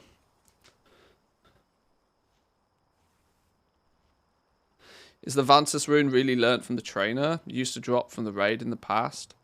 Yeah, it's a trainer recipe. It's a trainer recipe now. 50 skill points.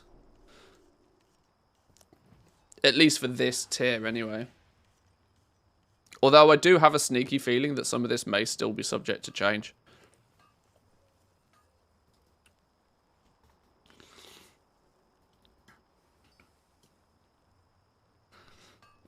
We need chilled runes for each of the missives now.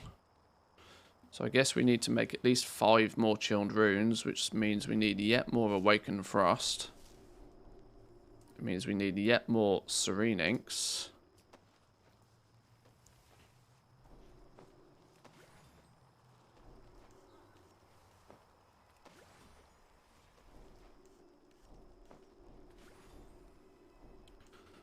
We're at shimmering pigments now, so we might need to craft up a few more of those.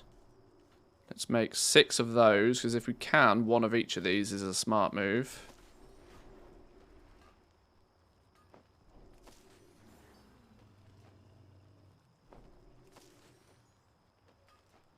What I'll probably need to do is I'll need to do this like for a second pass. This first pass will give me an indication to exactly how many materials we need.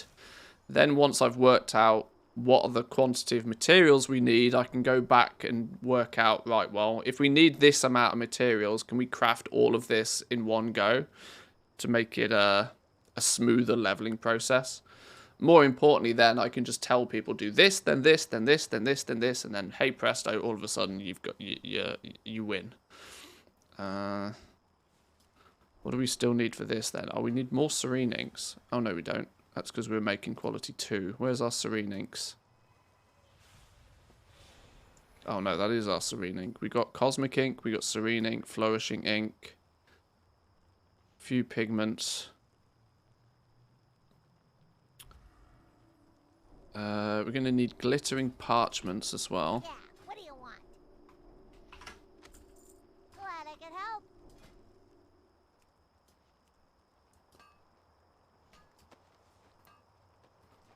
Now the question is are these going to go...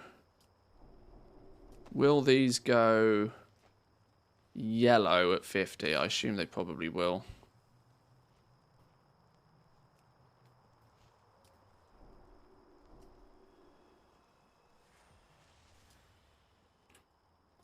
Need more shimmering pigment. That's Hockenbloom.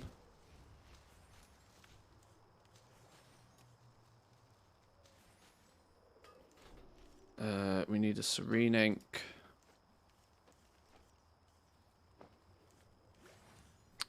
Probably need a blazing ink.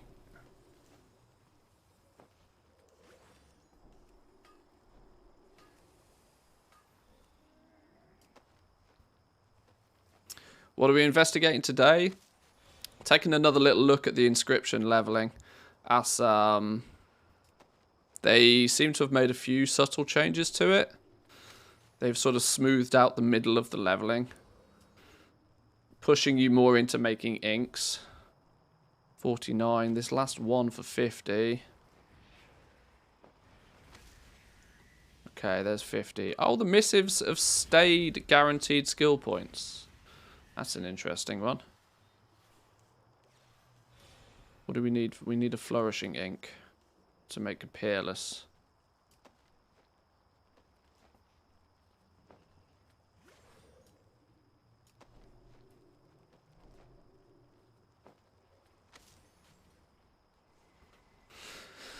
I guess we make a few more of these then. If they're still guaranteed skill points, why the hell not? We've made 1 of each. Now we just make 4 bonus ones. 4 bonus ones is going to need 4 more chilled runes.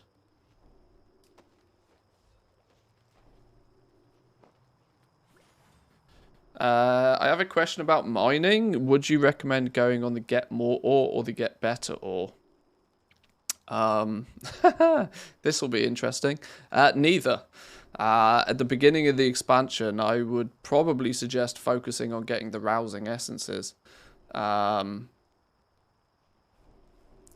Both getting more ore and getting better ore probably won't make too much of a difference. Your money will be made from the essences, I would guess.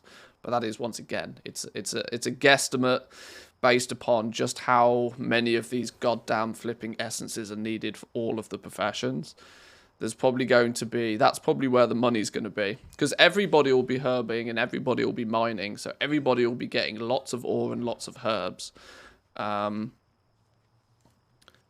price on those will probably, get pushed down quite quickly.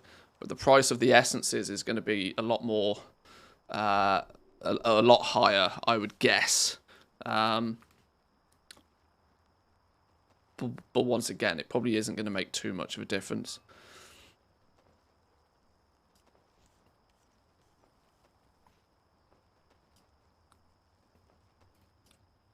Where did the serene pigment come from? Was it Writhe Bark? No, that was flourishing pigment. Serene pigment was bubble poppy. Okay.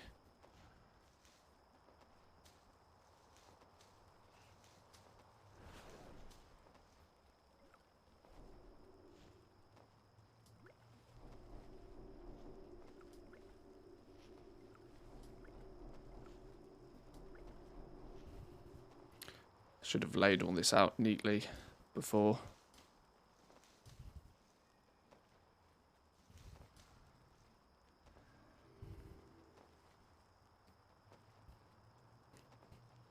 Is the essence a drop? There's many ways to get it. Many ways to get these essences. Yeah, primarily it's going to be from either just killing mobs or from herbalism and mining. But there's many ways to get all of these.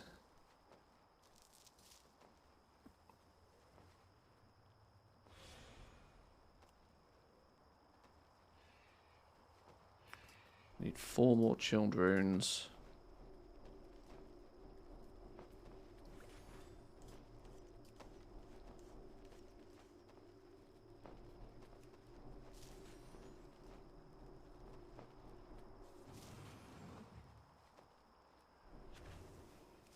Oh, did we learn the Vantis rune recipe? I'm not sure we did we? Where's the trainer? Is it going to be worth actually crafting these for the purpose of leveling, or are they just nice to have? 2 burnished inks and a chilled rune. They do guarantee skill points still at this point. The 2 burnished inks are going to be more expensive than a serene ink, so it's still better to craft these missives to begin with. Maybe we'll be able to get to like 60 points, maybe. Let's see. Oh, I'm out of parchments. Let's buy some more parchments. Interesting. Have a good one.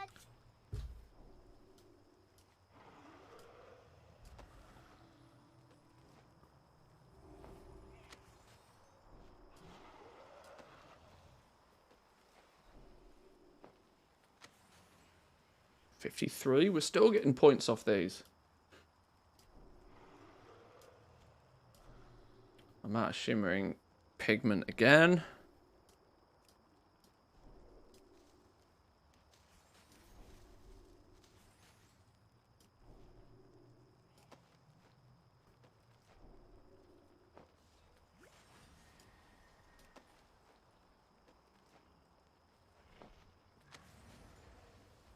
$54. $55. Then they go orange, okay. Yellow even. Okay, so 50. We make missives up to 55.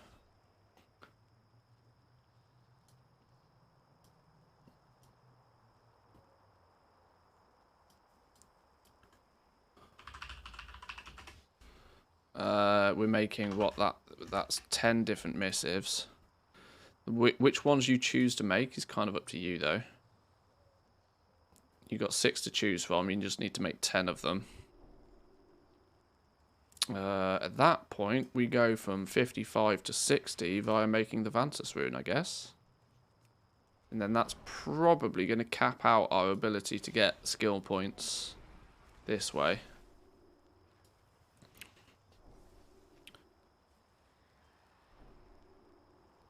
What bags go there and who can make them? Tailors will be able to make them. There are some entry-level quests that will give you a small one. It's like a 24 slot bag or something like that. But tailors will be responsible for making them, I think.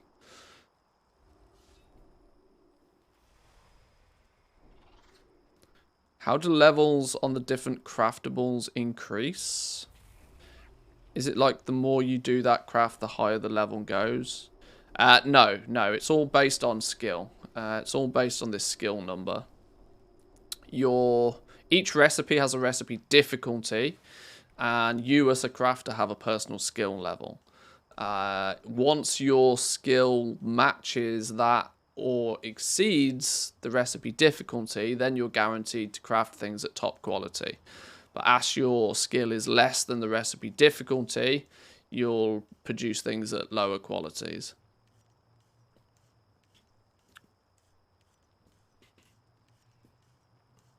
And skill, there's many ways of gaining, your base level.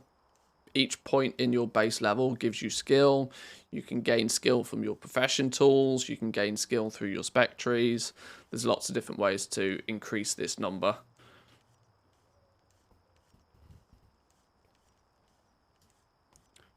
Could you explain the leatherworking specs? I wasn't sure about the primordial tree. Is it like higher item level epics? We'll probably look at leatherworking a little bit later. I'm focusing on Inscription at the moment, but we'll look at leatherworking at some other point. So am I going to assume 5 of these? So we need 10 burnished inks and 5 more chilled runes. Burnished inks come from taking 2 of each. Okay, so we're going to need to craft a whole bunch more inks for these.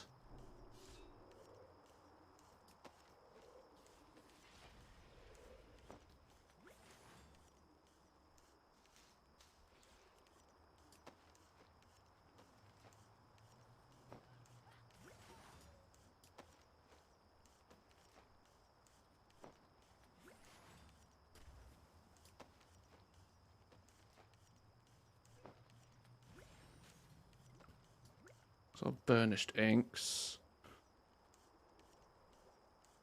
Okay, we need to mill a little bit more bubble poppy to start with.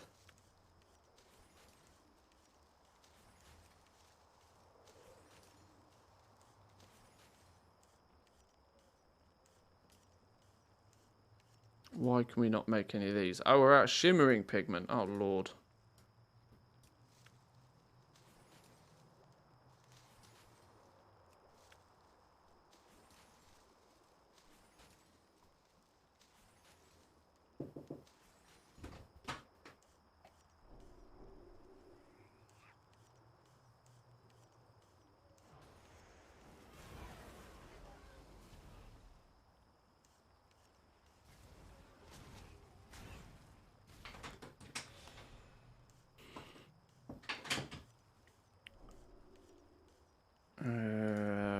Did you say we needed 2 of each for these? We do. And how many of them did I need?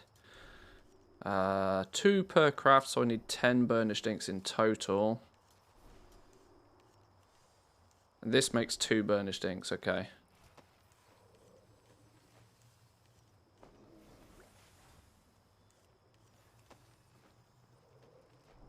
I'm very carefully trying to balance the amount of materials that I use, so I level without any spare materials. That'll mean I can gauge a little bit more what's going on here. That's a graphical glitch.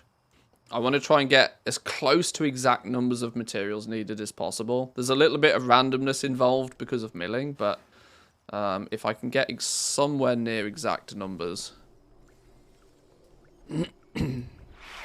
it'll make the process much easier.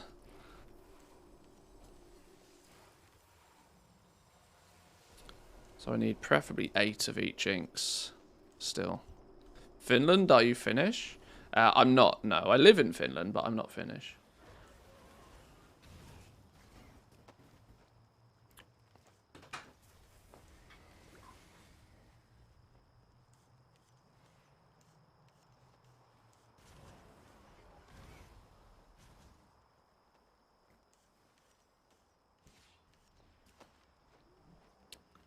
How we doing, Pagby? Welcome in. Good morning to you.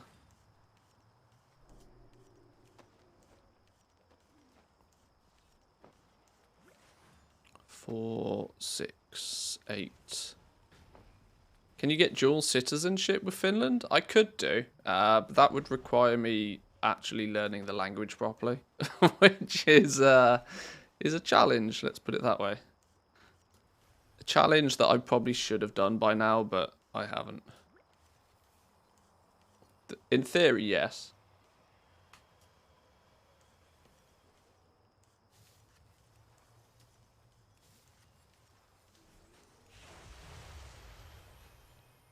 The language is rough. It's a tough one. It's a tough one.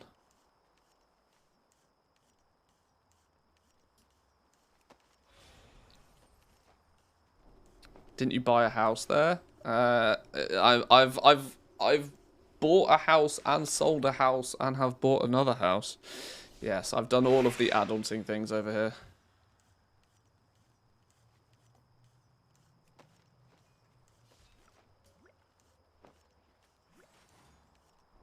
4, 5, 6, 2 more.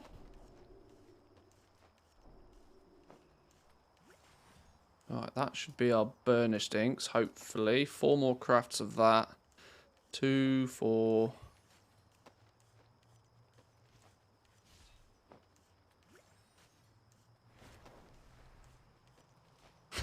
Cozy bar. Well, just nonni. That's all you really need to know about Finnish. Nonni. That's all they ever say.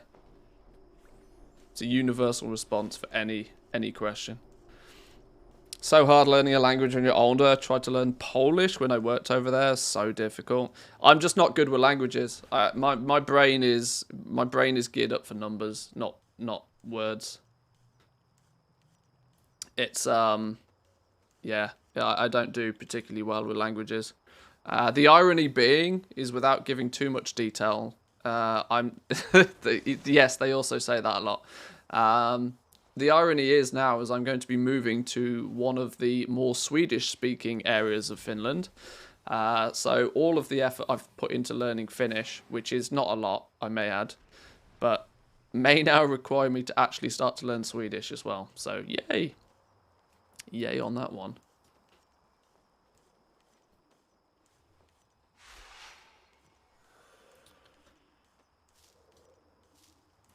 I'm out of serene inks again. What's going on here?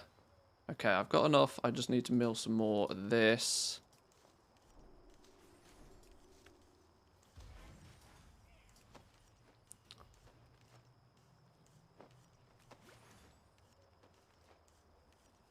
Trying to very carefully do this so I don't end up with too many spare materials is a nightmare. I should have never have done it this way. I need 5 chilled runes.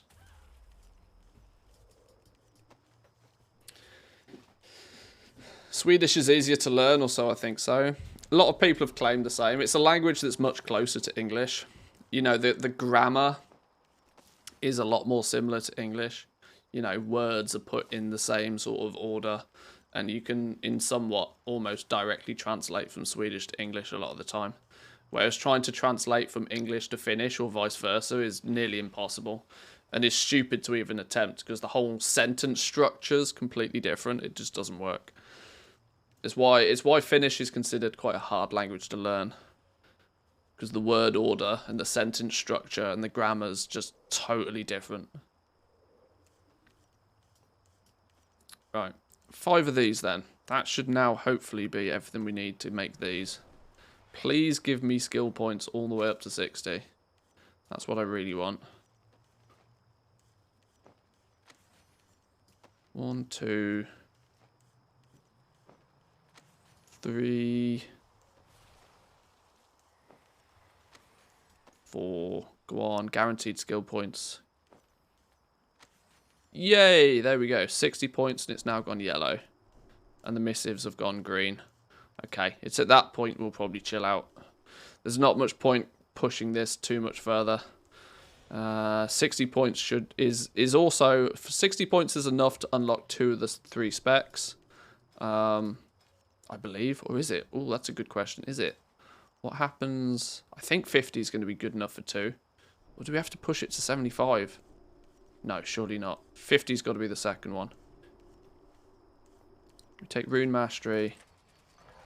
And then we can take Archiving. Yeah, we need to get 100 to unlock the last one, which will probably be Rune Binding. Okay. Right, so 55 to 60 was Vansis runes.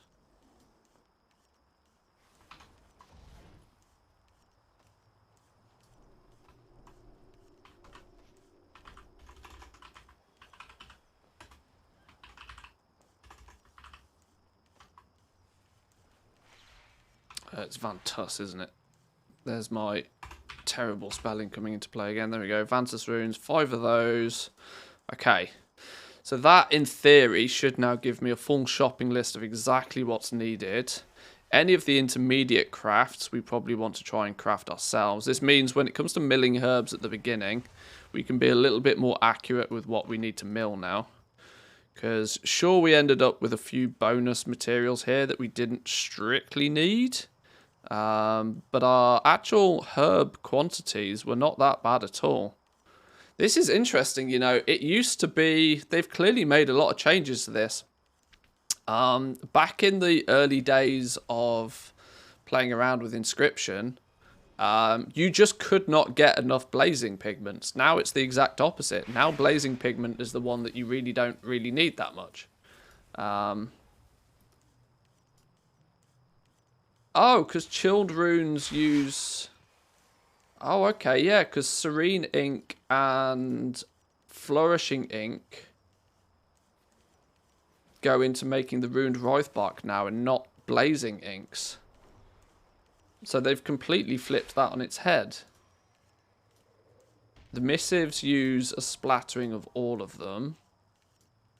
Yeah, via leveling, you can get away without using hardly any saxifrage at all. Maybe that's because... maybe they've balanced that a little bit more because the saxifrage is more heavily used maybe in... what's the word I'm looking for? Alchemy. You need it for blazing inks. Yeah, actually, the ink you need least of now is the blazing inks. That's odd. Sure. Okay. Imagine living in 2022 and not knowing English. That's a very... it's super hard to not think that. But it is kind of true. It's kind of true.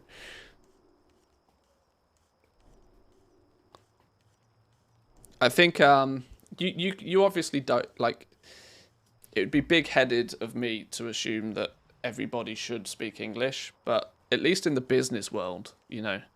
Business is done in English, like globally. And if it's the language of business, then it's going to be pretty useful to know it. You'll get further knowing English than any other language, I reckon, nowadays. Spanish is close, but it depends on where you're going. Obviously, if you're in America, Spanish is very helpful. But generally speaking, English, I think, is the most dominant. Right, okay. Let's do a grand total of these herbs then. 160 Hock and Bloom, only 25 Saxifrage, 65 Bubble Poppy, but we could have probably got away with milling less than 65 because we ended up with some spares. 60 Wraithbark, but once again, we could have actually milled less because we ended up with spares. Woof! And in terms of actual end result crafts, we ended up with a bunch of weird-ass runes that I don't think we really care for. Sure, you'll probably sell them. Bunch of missives. Couple of each of the missives. Should be 10 in total. Why am I 2, 4, 6, 8, 9? Why have I only got... Oh, there we go. There's the 10th one. Some cosmic inks to then go and use later on down the lines. We used a lot of Awakened Frost. Scribes are going to need a lot of Awakened Frost, at least for leveling. Nearly 20 Awakened Frost just for leveling. That's a lot. We gained 85 Artisan's Metal through doing the leveling, though. Alright, fine. Just came back from a trip from Turkey. I was forced to brush up of my German since not many knew English there. Yeah. So surprisingly, German is one that they do kind of learn quite a lot. Mandarin or Chinese and or some yeah. If you go into the Asia, some form of Chinese. I know Chinese isn't strictly a language, but something along those lines can be helpful. But I know people that work pretty high up in Asian companies, and even then, the higher up you get, the more likely it is that English becomes the predominant language again. Just because when those companies do start to go global, all of a sudden English filters back through as to being the predominantly useful language. I speak common in WoW, that's enough for me. That's true.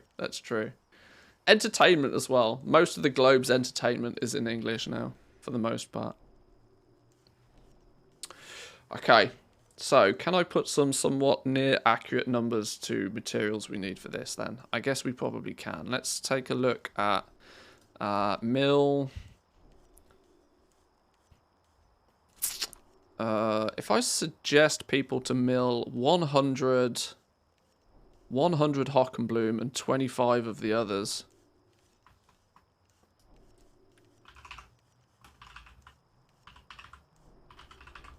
$100 Hockenbloom, 25 Bubble Poppy, 25 Saxifrage, and 25 Wraithbark.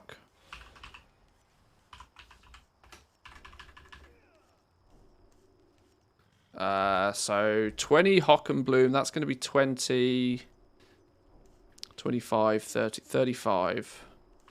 35 herb milling sessions. That should be more than enough to get you the points needed here. You will need to mill more, but this is a good start. Okay, can't really be too much more accurate than that. Selection of inks. Probably want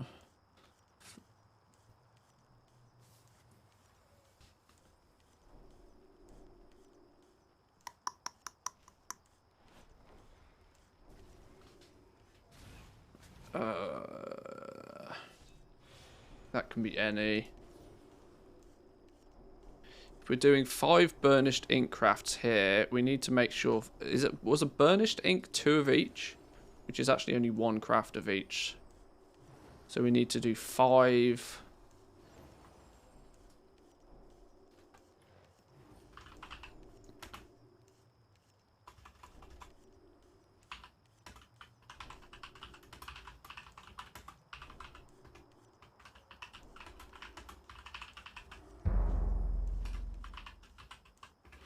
Five crafts of each ink. These will be needed next. You then turn all of those into your burnished inks.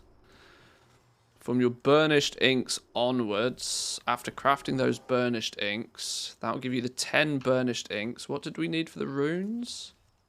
The runes just use chilled runes, which means you're more serene ink. Okay.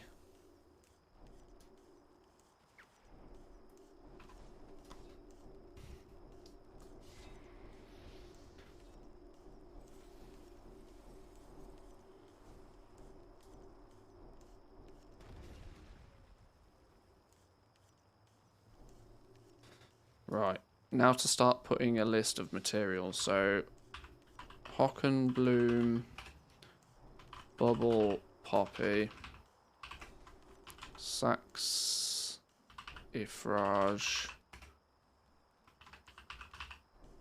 Wraithbark, Awaken. Oh, hang on. Is there any point where we need actually the Awakened, or do we only ever need the Rousing for leveling? I think we only ever need the Rousing for this point. Rousing.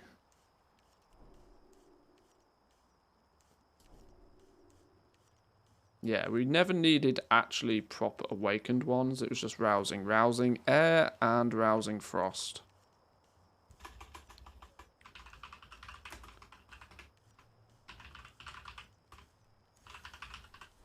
Oh, hang on.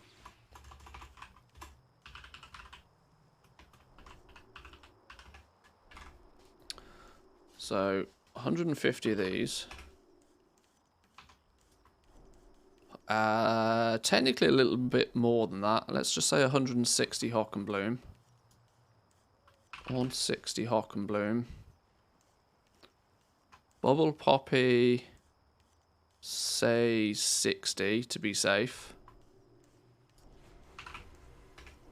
Saxifrage, let's just say 30. I'm going to quote a few more than is actually necessary, just so then there's a buffer. I'd rather people buy a few more and then just sell them back than not have enough. 65, right? Well, 60 Wraith Bark will be enough. Why is my 0 button broken? Right, how much rousing air did we use?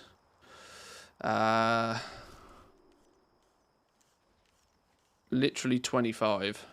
Let's just say 30 rousing air then. And then a lot.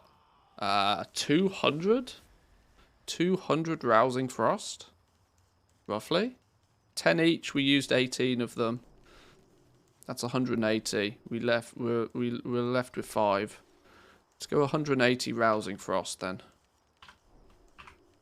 That should be, hopefully, if everything's gone to plan, a shopping list for Inscription. We also needed glittering parchments. I should probably put them on the list, shouldn't I? Even though they're a vendor item. And iridescent water and draconic vials. Actually, because you could choose to use better quality draconic vials. Those 3 do need to go on the list. Glittering parchment.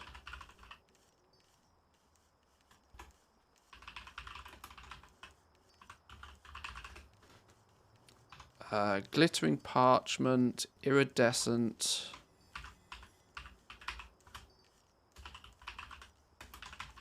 That's not how you spell iridescent, is it, surely? Iridescent. Oh, it is. Check me out. Iridescent water and, what did I say? Draconic vials. So, we needed as many draconic vials as we made inks. I think I bought 100. And we were left with 46. So, quick maths, that's going to be 55 draconic vials. Roughly. Iridescent water should probably be the same, right? Let's just say 60 of those things. They're a vendor item anyway, so it doesn't really matter. Glittering parchments, as many as we made. Just 10 of those for the missives, I think. Right. With that shopping list then, I'm hoping that's everything you need to get to 60 skill points in Inscription, following this little path. I think. Let's do some... So equals... Do some smart stuff now. Equals that number multiplied by Hock and Bloom. Price. No, don't autofill. Was that multiplied by Bubble Poppy?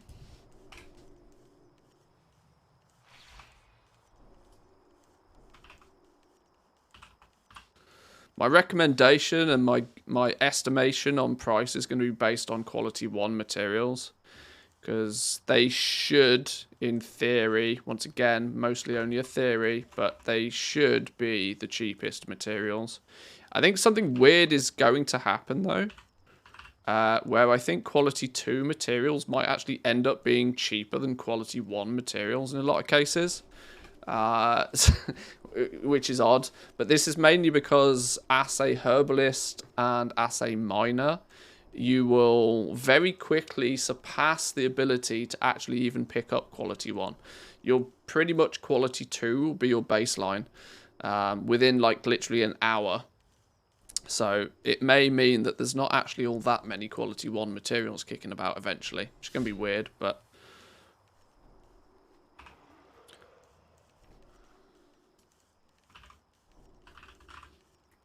rousing air...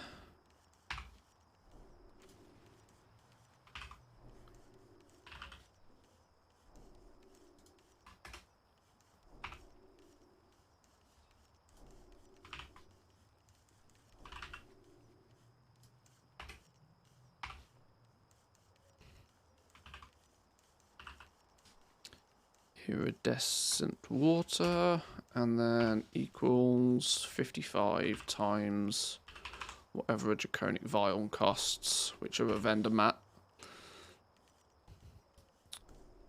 We can take this then, throw that down there, and this then becomes the sum of all of this. Boom! Okay. Okay. Now to sanity check it. Now, if I buy nothing but these materials, can I get to level 60 with Inscription?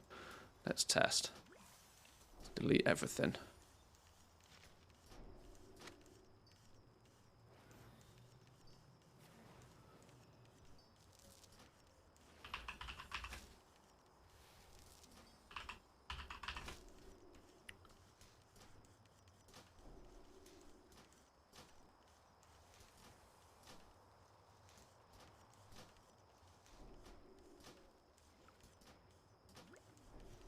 Because I want my leveling guides to be as dumb level simple as possible. I want it to be buy these materials, do these things, and you'll be leveled. They're always the types of guides that people seem to prefer. When you start giving people options, people tend to either go wrong or just not like it as much. People want the answers, is the truth be told. People always just want the answers. Most of the time they don't care what the process is behind it. Right, let's buy some stuff then. Let's drop Inscription. Boop. See you later.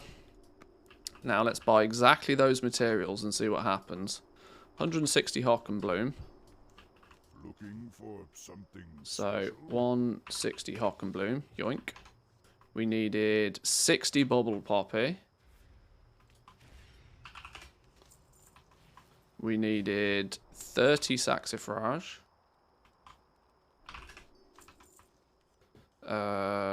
60 Writhe Bark. 30 Rousing Air. Ancestors watch over you. 10, 20, 30 Rousing Air. We needed 180 Rousing Frost.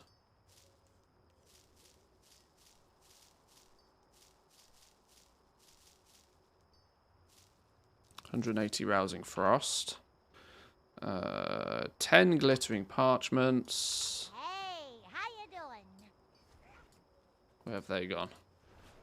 Who stole me parchments? There we go. 10 of those. Iridescent water times 60. Probably because we're making 60 inks in total. And 55 draconic vials.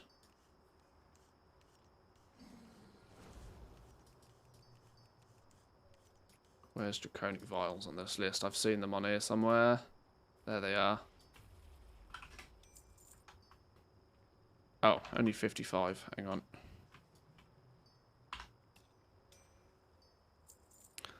Okay. If we need 55 draconic vials, surely we only need 55 draconic iridescent water. Something's wrong there. Something's wrong there. I guess we'll find out. Right. Now we pick up Inscription. I've been expecting you. And let's see if it works. Oh, no gold. Stupid test level servers. Stupid.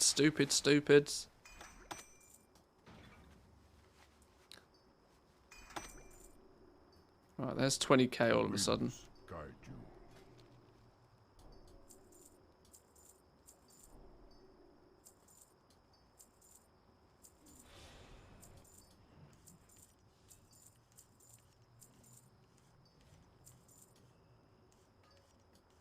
Oh god, I'm a druid, so it's given me like 12 trinkets that I can't do anything with. A druid was not a good class for this.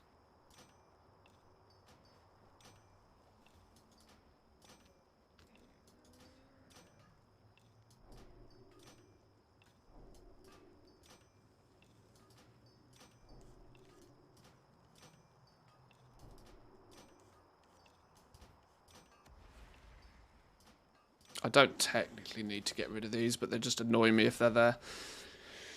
You need peddler or D-junk or something to auto-sell those for you. Yeah, I know. It's one of those things that I do it enough that it annoys me, but I don't do it enough to bother trying to get an add-on to fix it for me. Walk with the Right, but that now, in theory, should mean that we can stand at a trainer and level Inscription in one go.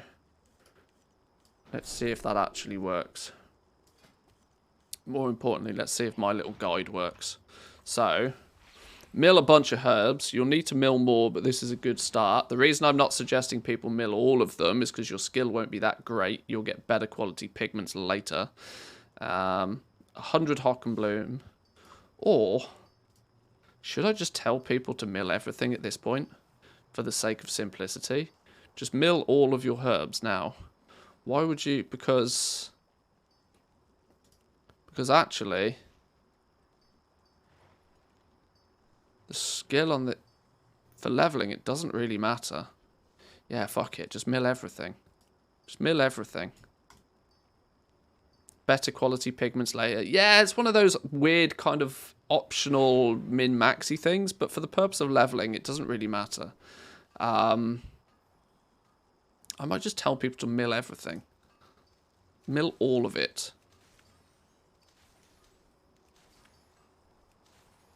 Let's see what happens if I just mill all of it. If it makes any blind bit of difference whatsoever to the outcome. I don't think it will.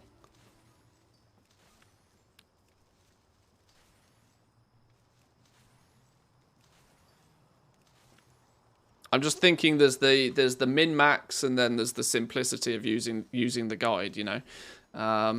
It's much easier if you just tell somebody to buy these herbs and then mill all of these herbs, you know, than say mill some of them now and then mill some of them later and whatsoever. The simplicity, the ease of use is better if you can just do it all in one go, even if it's not quite as optimal of a route to take.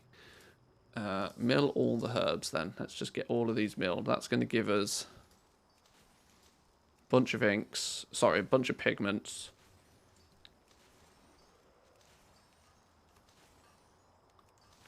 Same thing when it comes to crafting the inks. It would be kind of nice if I could just tell people to exactly the number that they need to craft. If you've done the math for the min-max, though, couldn't you add that as a note? That's what I will do, yeah. I'll provide people with both options. I just think that it makes more sense if the default is just mill all of them. Mill all of them and then turn all of them into as many inks as you can. So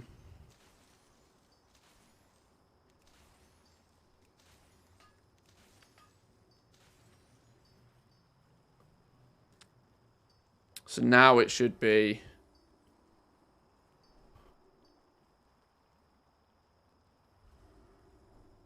The question now becomes, is 43 Serene ink, 39 Flourishing ink, and 22 Blazing ink enough to level everything that we need? Does that total up to 60? That totals... Oh no, because that totals up to way more. Yeah, because you're... Okay.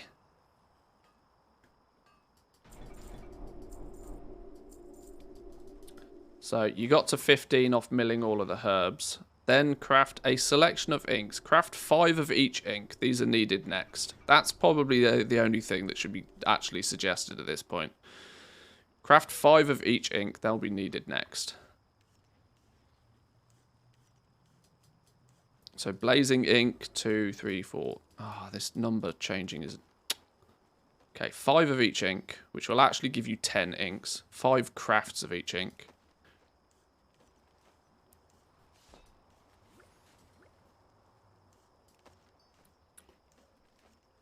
Because at this point, you're not going to have multi-craft, you're not going to have resourcefulness or anything like that to worry about. You're just trying to get the job done. 8. So we've got 10 of those. Get 5 of these made.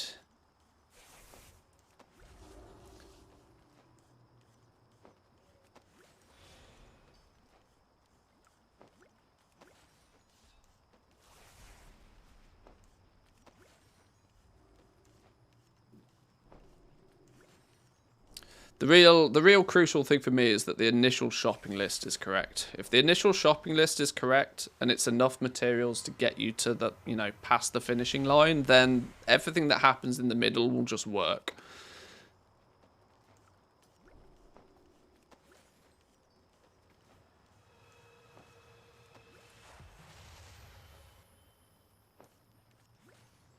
Okay, so that's got us up to... Ow! Well, that's annoying, isn't it? It only actually got us to 19. I was not suspecting that to be a thing. I would have thought... I think I just got unlucky. I think 15 crafts should probably get there.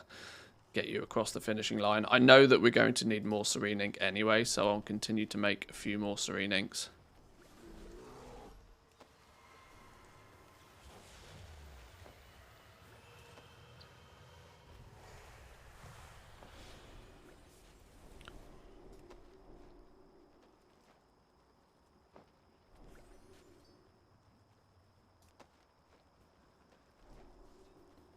Just can't get this last point. God damn you, game.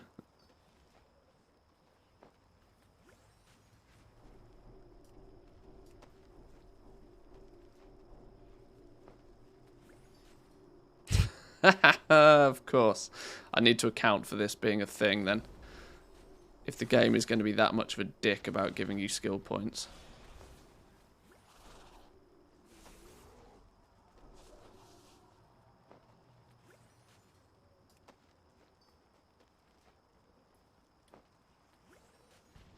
Wow, okay. This is not even funny anymore.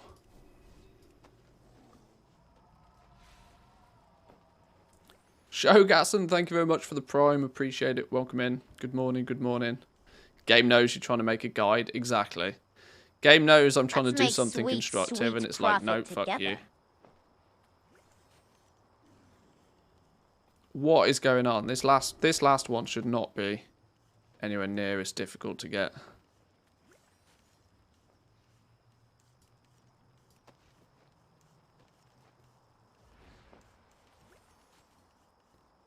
There's something up with my numbers, though. You know...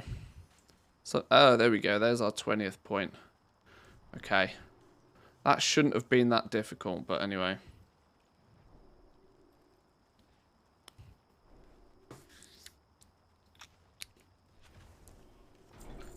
Now we can make 5 burnished inks.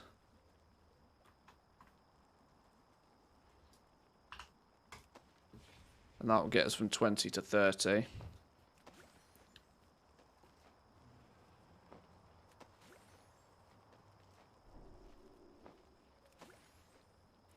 The only variable that's hard to account for is milling at the beginning, because some people's results could be very different to others. Which is why I probably need to err on the side of caution, telling people to buy more herbs to begin with than they might actually need. Right, that got us to 30. Then it's like, okay, now craft 5 runes of your choice, which means we need to make 5 chilled runes, but now we've got the serene ink to be able to do that. So we might make 5 of those.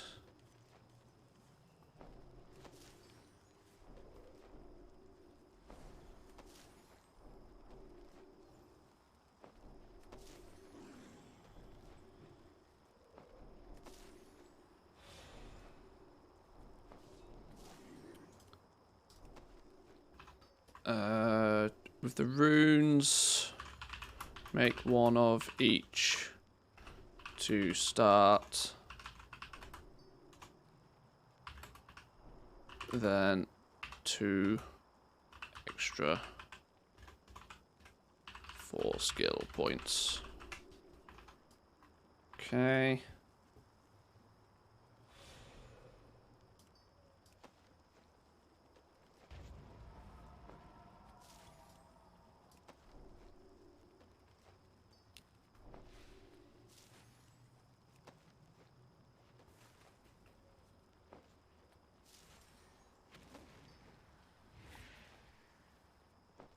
Which gets to 35. Now we need... Okay, now this becomes the bit where it's a little bit more complex as we start to need materials that we don't actually have just yet. But it shouldn't be too hard to make them. Oh, there's a problem. There's a problem I don't think I accounted for. That could be why... Okay, that's why we have... That's why we have too many flourishing pigment. Because we actually needed the Writhe bark, not for the pigments. We actually needed the Writhe bark for this. Okay. That's our first boo-boo. That's our first error. We didn't need anywhere near as much Writhe bark to be milled at the beginning. So maybe it's not a mill all of your herbs at the beginning situation.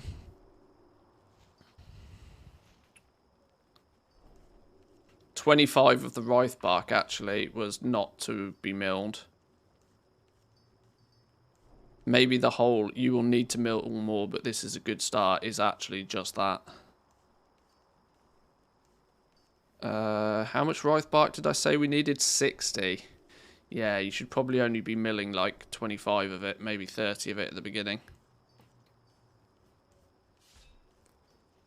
Yeah, we should probably only mill enough of this to be able to make the burnished inks here.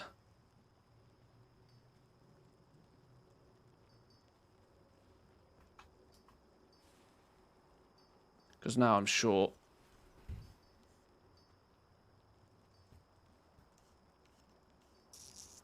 Okay. Okay.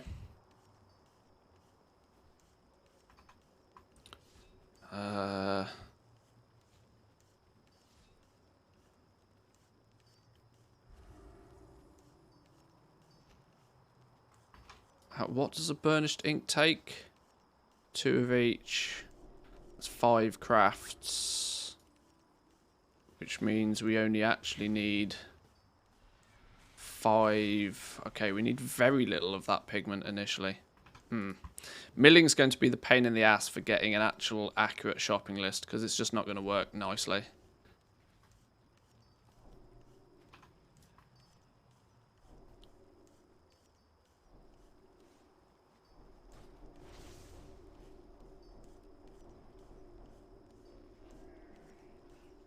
Right.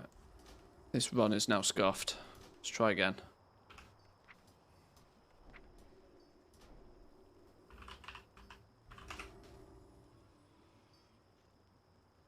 May the eternal sun shine upon thee.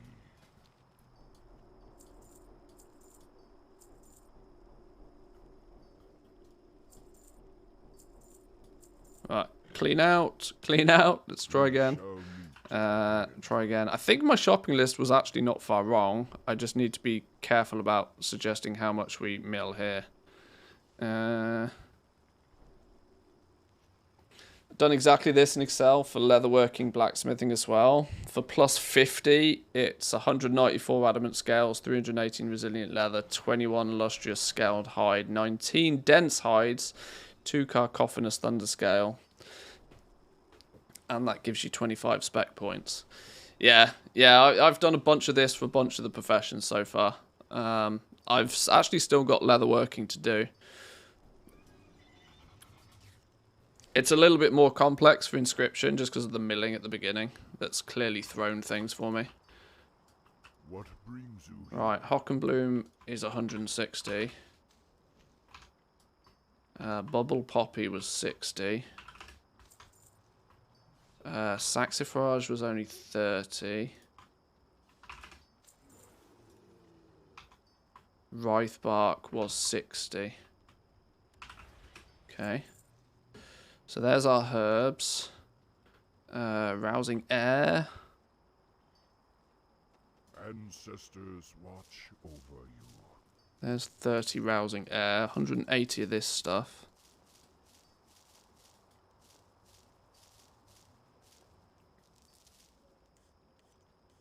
Cooking's super basic in comparison. Yeah, cooking's a very easy one. Glittering parchments. These are vendor mats now. 10 glittering parchments. There for the missives later on. And I'm going to assume 60 iridescent water and 60 draconic vials.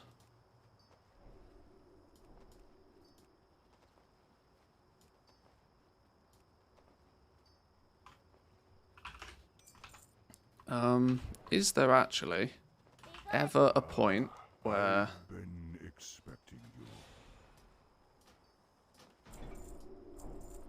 Walk with the Earth Mother. You always need an iridescent vial, iridescent water and an a draconic vial. Unless... Ah, okay, burnished inks needs yet... So you are going to need slightly more iridescent water than you are vials. Ah, that's probably why I was needing slightly more. So I might not actually need all 60 of those vials then. Okay. Still some room for improvement in this.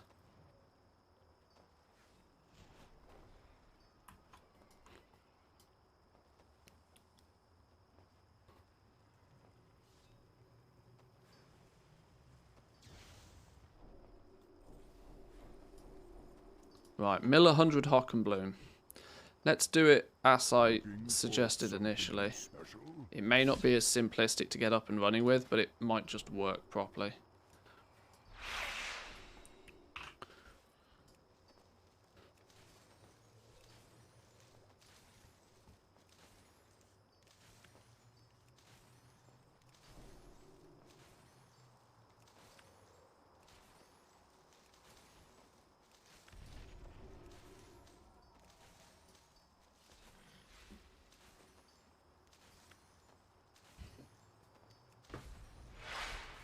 I think Wraithbark is the only one that I actually need in its raw herb form.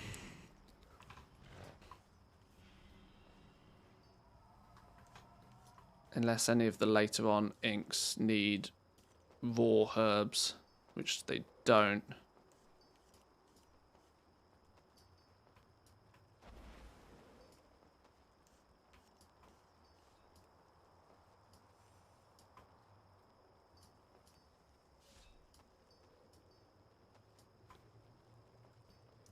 Yeah, it's only Wraithbark that you need in its raw form. For the runed Wraithbarks itself. And then for other stuff later on. So that's the only one we got to be careful not to actually mill too much of at the beginning.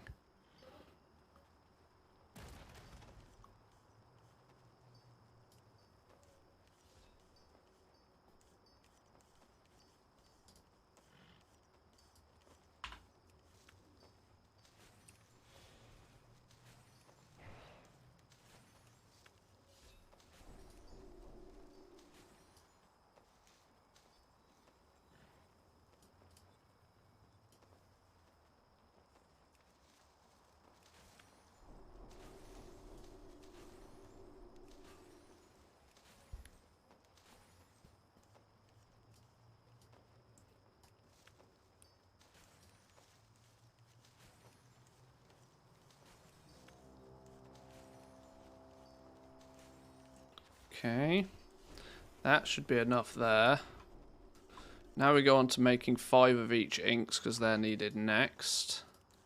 Let's hope the game doesn't screw it. In fact, yeah, the game's always going to screw us, isn't it? Because we need 15... We need 5 skill points from green items.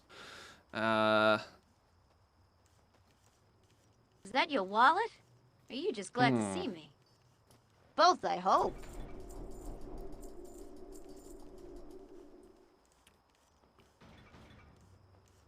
Zin Power with the Prime. Thank you very much, my man. 11 months in a row. Thank you, thank you. Do appreciate it. Welcome in.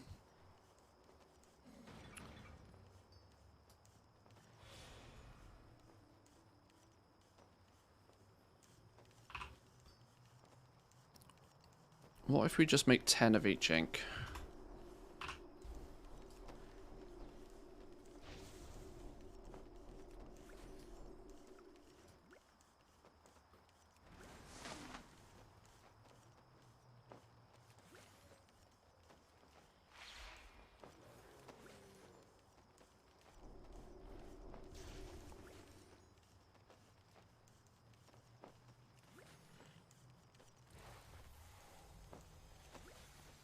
Ten crafts of each ink should give us 20 inks of each. I think that works a little bit nicer.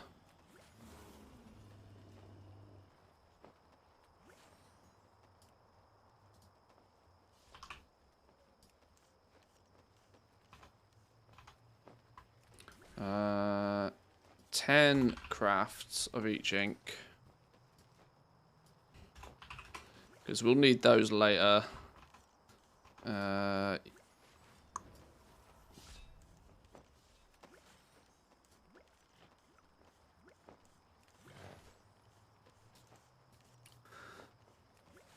You're trying to skip learning more recipes to save gold by repeating already learnt green, yellow recipes to get the next 5 or 10. Not strictly, no. It's just because they're materials we're going to need later on anyway. So if there's the option of getting skill points from them, you might as well. Getting your materials together early is, you know, if you can get a skill point from making a material that you're going to use, you might as well try. That's the theory.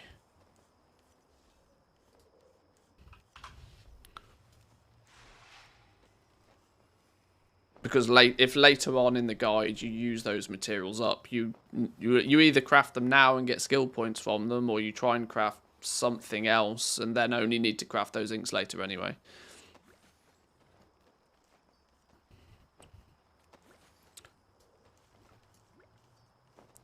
I just made one of everything for spec points. Yeah, that certainly won't be the cheapest. That's going to be a very expensive way of doing it. That's going to be considerably more expensive because most of the stuff that you then craft, you're going to have trouble selling it for what you know. You're gonna struggle to make a profit on anything that you craft at that point. In many cases, you'll probably have to just burn the cost of doing that. If you level up cost efficiently to begin with, then go and do your craft one of everything after. That one of everything that you make, you'll be making it at a much higher quality, which means it will actually be worth something and you will actually be able to sell it. This is the difference. Right, that got us our points. So then we go make 5 burnished inks.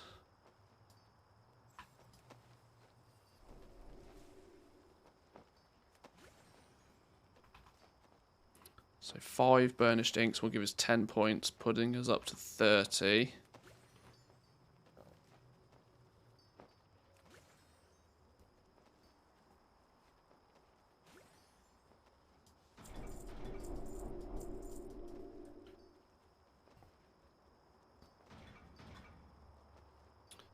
Now we're making the runes, which means we need to make 5 chilled runes in between. But we've actually now already made the serene inks to do this, so this is a little bit smoother now actually anyway.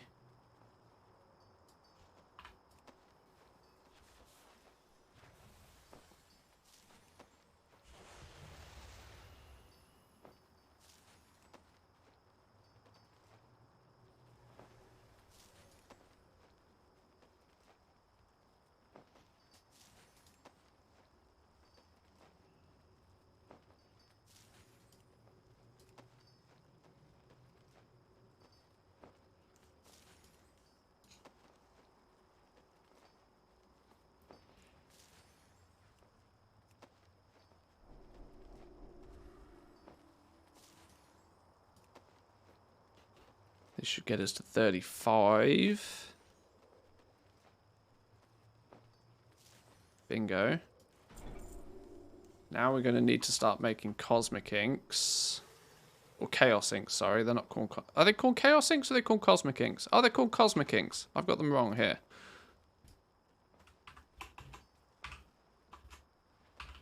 Cosmic inks. Why did I think they were called chaos inks? Cosmic inks. Just to make those, we are then going to need... We should, by virtue, have everything that we needed crafted previously. The burnished inks we've got, the serene inks we've got. We just need to now make 5 runed Wraith barks, which we should have pretty much everything already apart from the 5 chilled runes.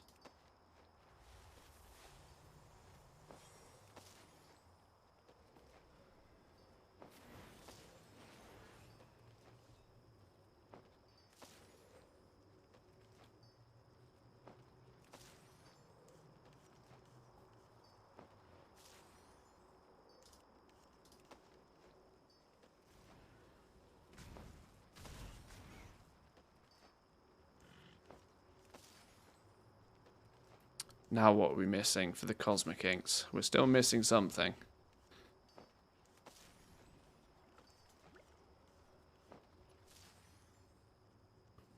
What are we still missing? Oh, now we're missing more serene inks. It's fine. We've got the pigments to do it.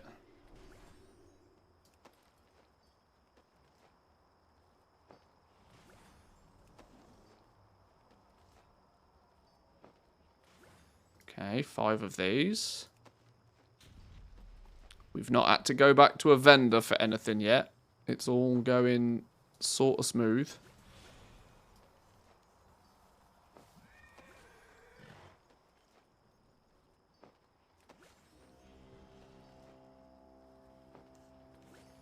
Boom. Beautiful. Now from the cosmic inks we go on to make 10 missives. We're not easily able to make the missives yet because we need yet more chilled runes. We need more serene ink to get said chilled runes.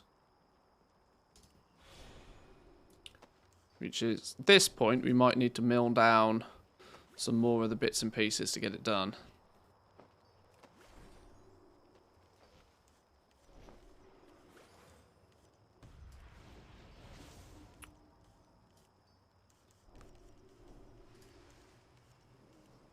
Alright, mill some more Hock and Bloom.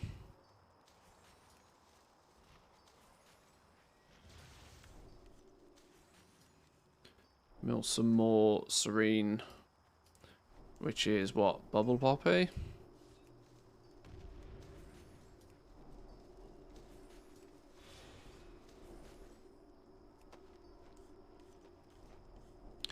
It still isn't as easy as I'd like it to be.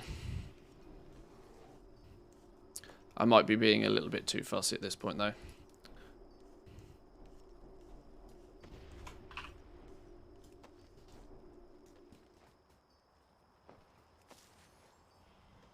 I wonder if I can incorporate crafting these chilled runes in the process earlier.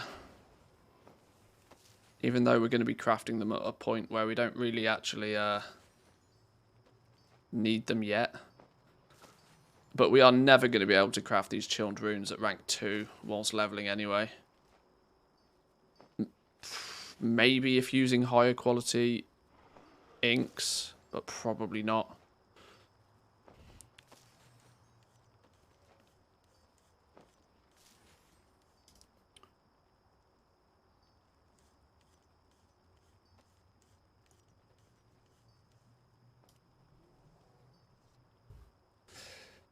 This is where the numbers could change actually a lot depending on which missives you craft, because they all use different inks actually. Whereas considering blazing ink is used far less frequently, and we've made a bunch of them anyway, and we don't have any additional use for these blazing inks, I'm wondering if whether just suggesting somebody to make 10 of the same missive. Mastery and Haste, that's not a bad missive in the first place. That's likely to be one that's in high demand.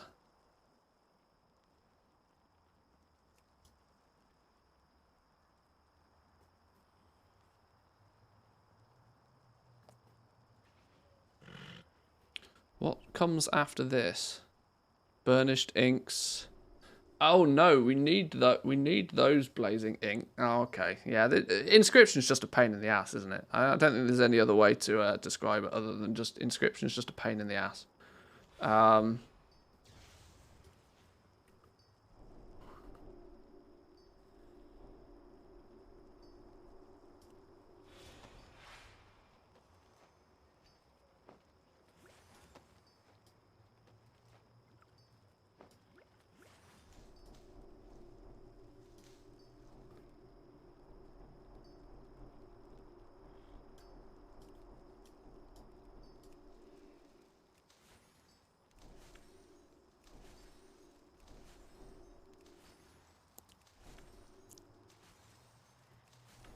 Mill everything. Mill absolutely everything. Leaving yourself only a handful of Writhe bark.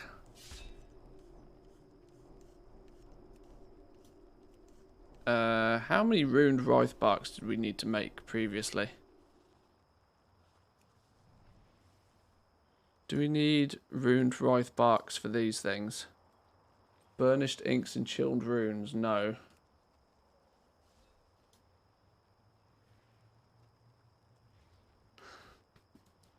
I'm going full archaeology for Dragonflight launch. Gonna make millions. Hey, archaeology is the way forward. I hear it's going to be big. Big. Massive, in fact.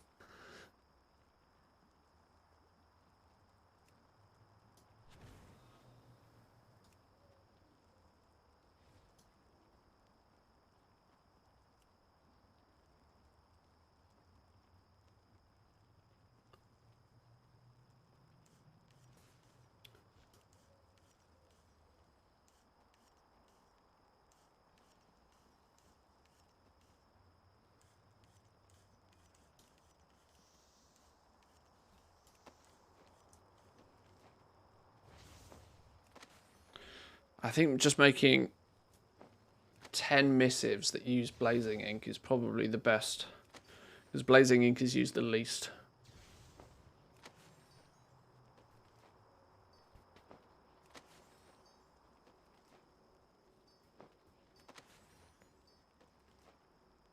Hang on, are the missives more or less... Missives are less expensive than Vantis runes. Would have any of the crafting tools help with this? Thinking it might be worth suggesting them to buy them off the auction house to start with if they're cheap enough, since people will stick them on the auction house. Not for the purpose of leveling, no, not really.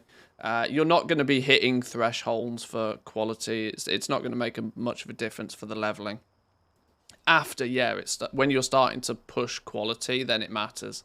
But when you're leveling, you're probably not caring about quality. You're just trying to get the job done.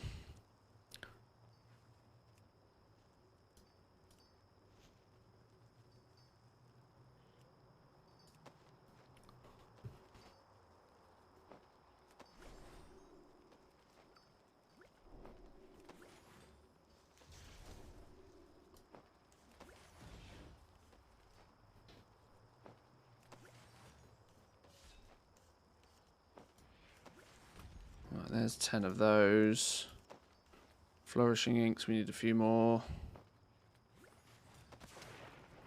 7? What's going on here? Why have I got odd numbers all of a sudden? 9. How have I got odd numbers? Is that even possible? Okay, sure.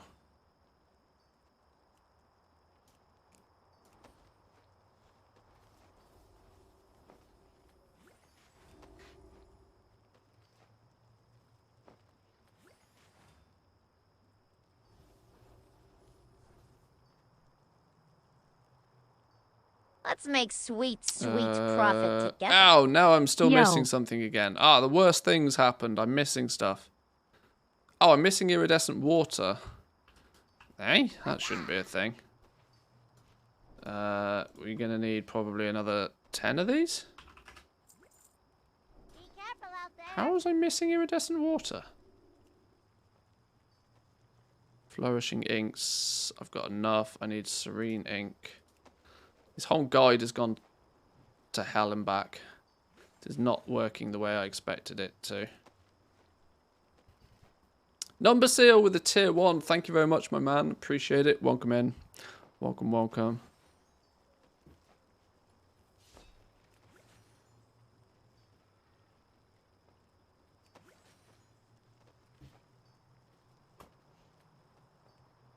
Oh, one more burnished ink. One more burnished ink there. We then need 5 chilled runes, which means we need more serene ink.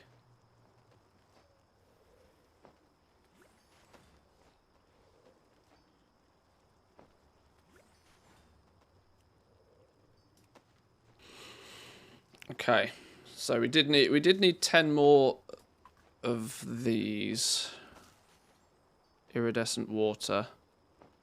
We needed 70 of those in total.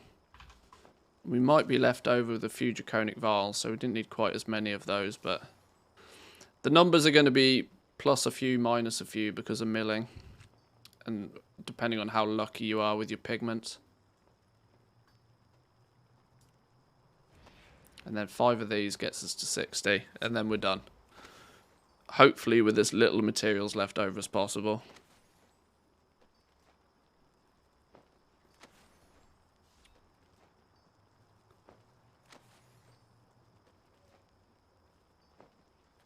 Yeah, there we go. Okay, so it didn't work perfectly. Not to mention we're now left with significantly more rousing frost and even rousing air left over than I suspected, and I can't quite for the life of me work out why that would be. Why were my numbers so off on rousing frost? How did I do that so differently?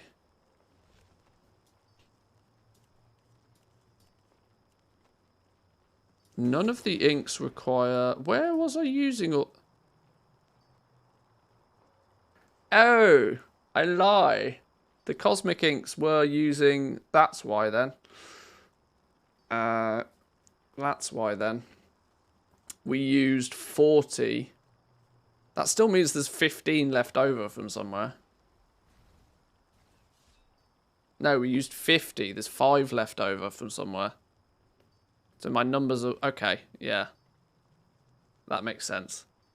Because it's actually awakened frost we need. Times 5. Let's move that down. Let's move this lot down. And let's put... so actually we need...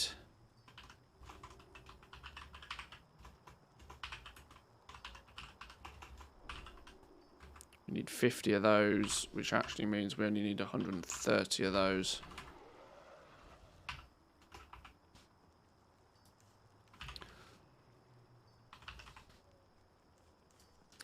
And there for the crafting of the cosmic inks.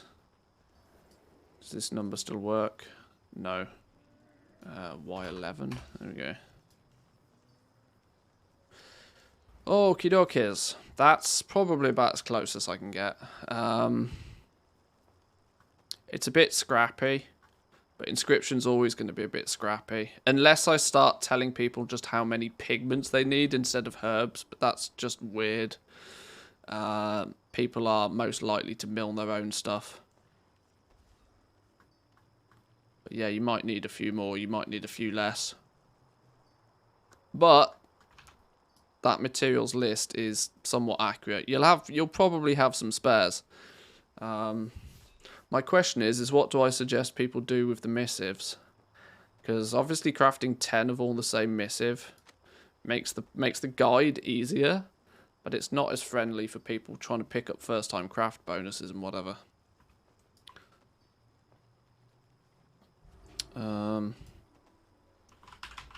Craft 1 of each to start, then 4 others. We'll just do it that way.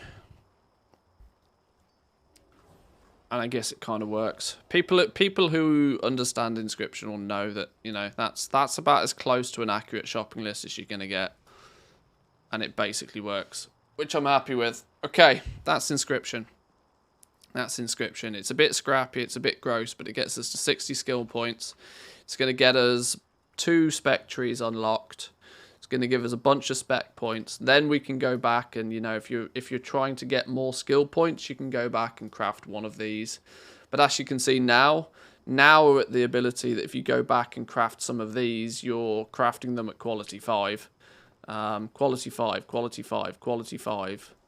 This doesn't have a quality against it, but quality 4, look. Quality 4, quality 4. It's going to be much, much, much easier to then sell quality 4 and quality 5 items than if you crafted them earlier and they were lower quality. Because everybody will try and level up just crafting one of everything, I suspect. Because that seems to be the approach that lots of people are telling people to do, even though it's the lazy way of making a guide, in my opinion.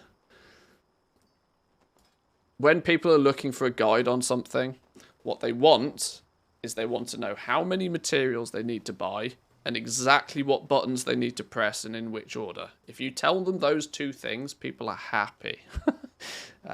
It doesn't even strictly need to be the most optimal route or the most cost-effective route, but people want how many materials do I need to buy, what buttons do I need to press, and what's the outcome, you know, profession leveled. Then, once you've done this, you're free to go and do as you please with the profession from there on. Whether you want to go into Dark Moon cards or you want to... I mean, this is a good start for Dark Moon cards because it will give you enough points to go into archiving. You'll be able to put 10 points in here. Then you'll be able to unlock Dark Moon decks. And you can start crafting Dark Moon decks straight away.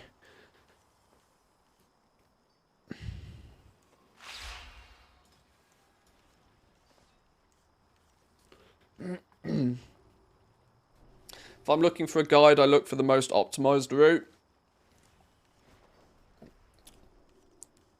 You don't know it's the most optimized route until you do it, though.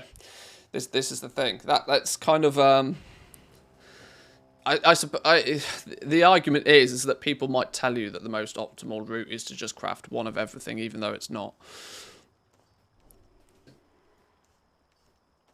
But it depends on, you know, where you're getting your info from.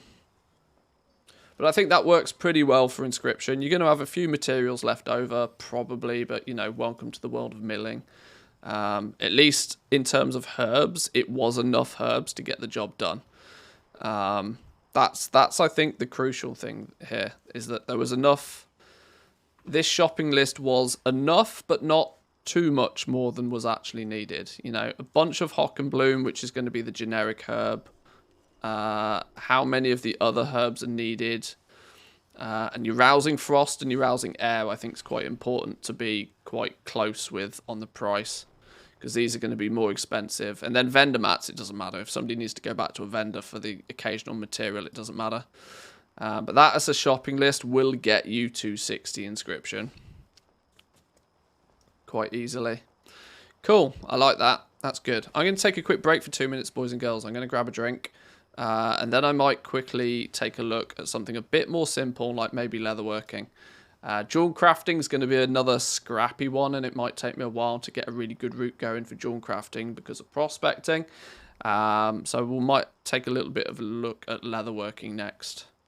Then that will only, if we can get leatherworking done as well today, that will leave just jewel crafting and cooking, which is, you know, a 5-minute job, to be honest. I don't imagine cooking is going to be that difficult of a route, and I imagine it's going to be quite a simple one. I've looked at cooking roughly, and it's kind of not too difficult. What's the date today? It's no longer the 11th, is it? It's the 14th. Now, why is that put it in proper date form, and this one, it put it in this form? What? Okay.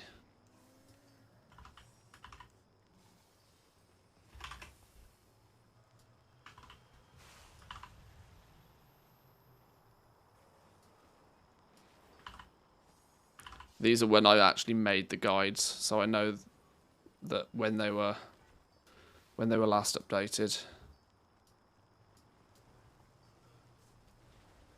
A month and 10 days to Christmas. Oh Lord, is that it? I tell you what, I'm not prepared for Christmas so far.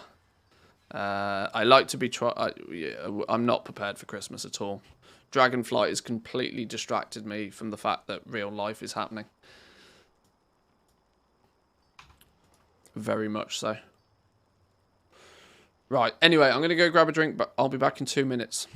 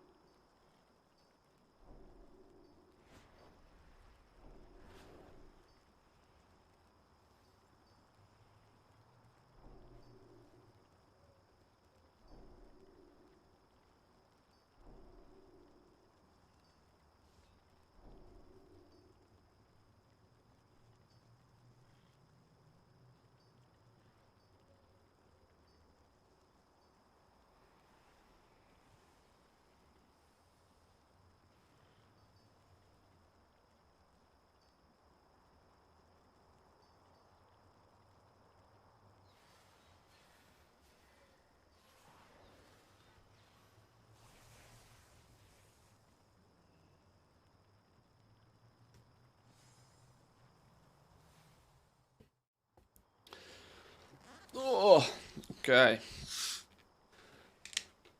I think there is an alternative way of leveling up Inscription, like a completely different way to level up Inscription. But it's a route that applies if you're going into Dark Moon cards, because you can unlock Dark Moon cards very, very quickly. And I think the pattern for Dark Moon cards, I'm trying to remember. I vaguely remember the bundle of cards only requires you to have 25 skill points. In fact, it will only require you to have 25 skill points because you need to unlock archiving to get it. So you unlock archiving, and with 25 skill points, which is massively down here, which if you look at our little 25 skill points you can in theory get just by milling some herbs. Milling some herbs, making a few inks, and crafting a few burnished inks.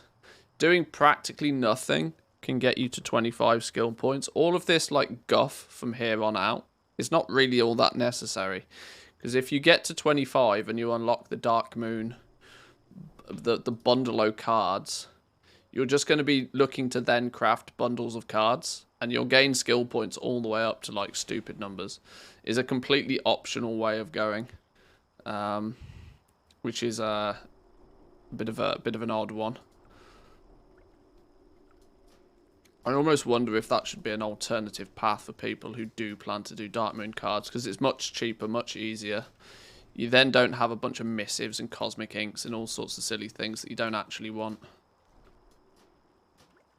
But, you know, with the high requirement that you're going to be crafting incredibly expensive Dark Moon cards instead.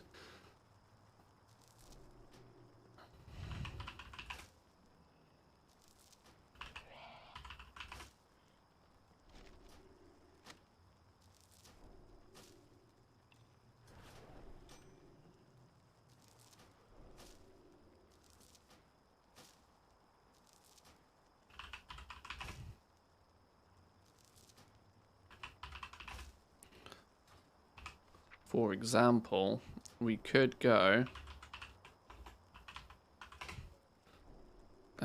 what would be the absolute cheapest and easiest way to get 25 skill points? I have just the thing for you.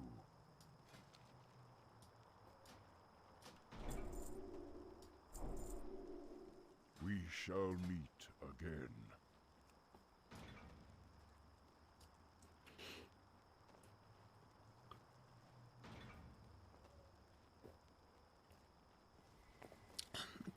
Use the brain to get to 100? What? Yeah, on beta, yeah. The brain's not going to be there on retail. Depends on the server too. My main server prices will drop to Aldi prices too fast. High pop probably not so. Yeah, but don't forget all of your materials are region wide, so that doesn't really matter. Doesn't really matter.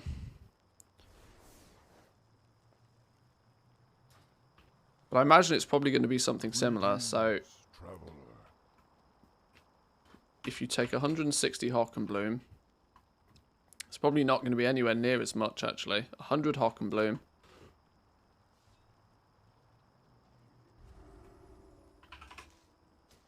And Hockenbloom's going to be the cheapest. Can we get away with just using Hockenbloom maybe? Probably not. We can mill Hockenbloom up to 15. Then we need to get to... Let's see what happens with that. See what happens with that. I'm intrigued now.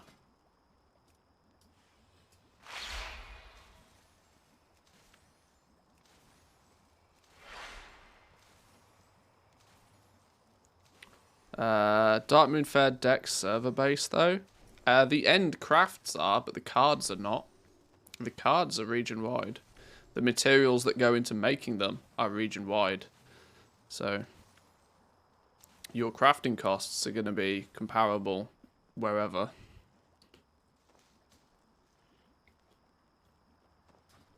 The winds guide you. Could we do this? Could we just make a few...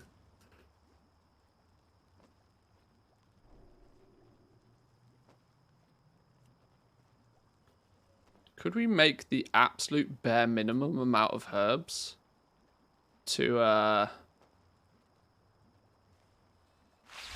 just craft a few fortune cards up to 25? Or are these going to go... Actually, these will probably go...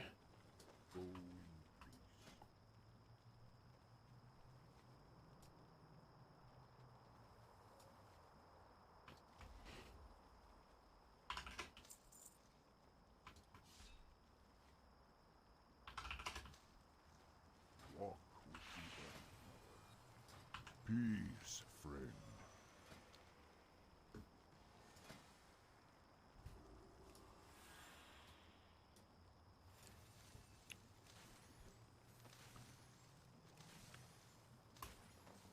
Okay, this could be another way of doing it then. This could possibly be another way of getting to 25. Making strictly just enough cards. Okay. This feels a bit weird, but it could also be a thing. Hey, how you doing? Not glittering parchments. Where's me vials? Where's...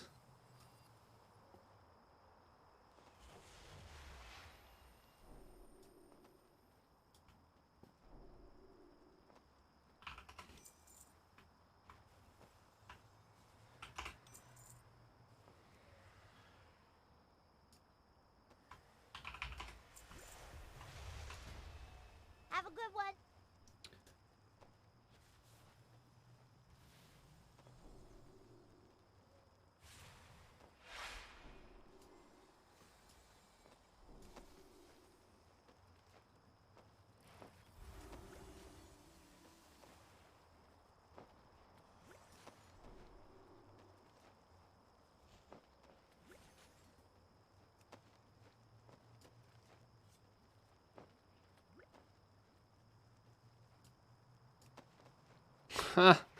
Okay, that's almost cheaper. That's almost a cheaper route. As your... Oh, I wonder if these go these probably go yellow or maybe even green very quickly. Give me some glittering parchment. Not one.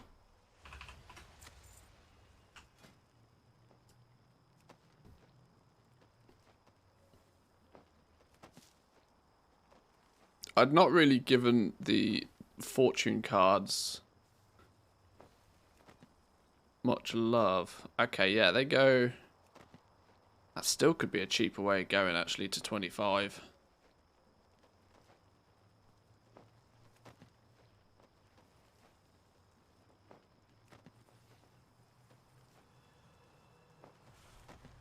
Okay, yeah, that's probably going to be the absolute bare minimum way of getting to 25.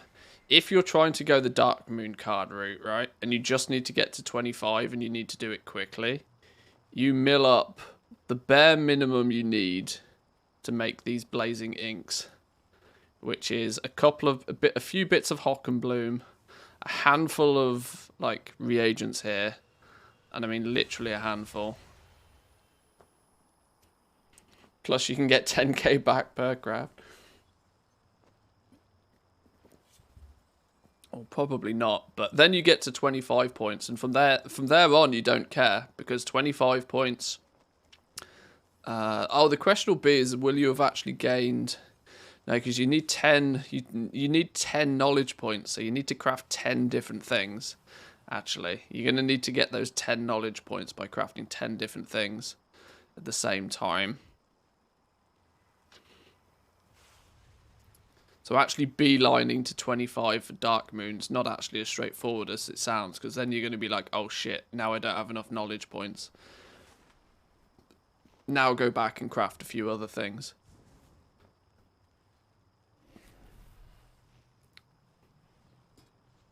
But if you get 10 points here, learn your sub-spec, you then get your bundle of cards recipe. Then you can take bundle of cards and you can craft it. From 25 points, you can get just sky's the limit. Like, you can get this back super fast. Let's just buy then. I wonder at what point Dark Moon bundle goes, grays out. We need Awakened Air. Was it 3 per? Just out of curiosity.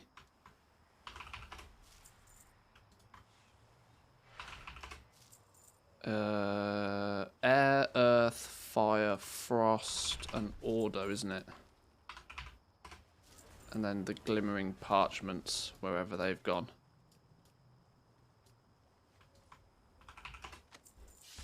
Hurry back.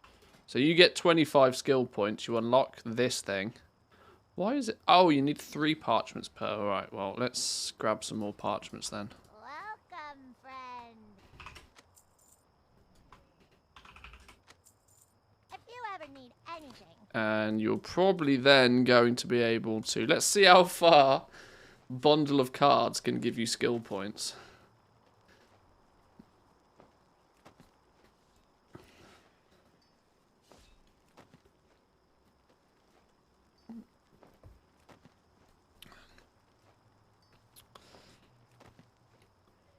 This could end up being like the way many scribes level up at the beginning. What are the ace odds nowadays? No different to what they were before, like between 1 and 2% really. The drop chance on the ace is disgustingly low. That's pretty much all that matters with Dark Moon cards. We're playing Chase the Ace. We'll chase it as far as we can go. Anyone fished up an ace? Persephone claims she fished up an ace. So in theory it's possible. Okay, so this is interesting. What are we now? We're at 40 points and that's gone yellow.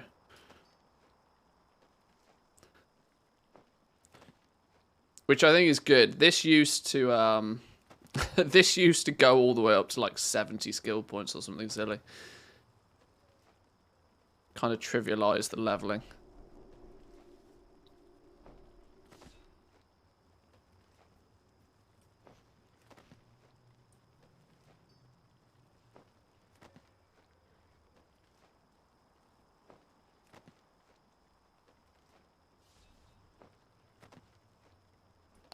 $47. Is this going to go green at 50? It'll probably go green at 50, won't it? That would make sense to me.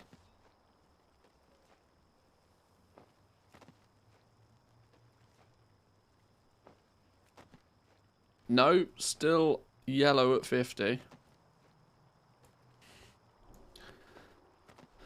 Maybe a question with too many variables. How much gold do you think you would need to make profit from Dark Moon deck crafting on release, assuming that getting that one ace? It really depends. Obviously, it depends what your crafting cost is, but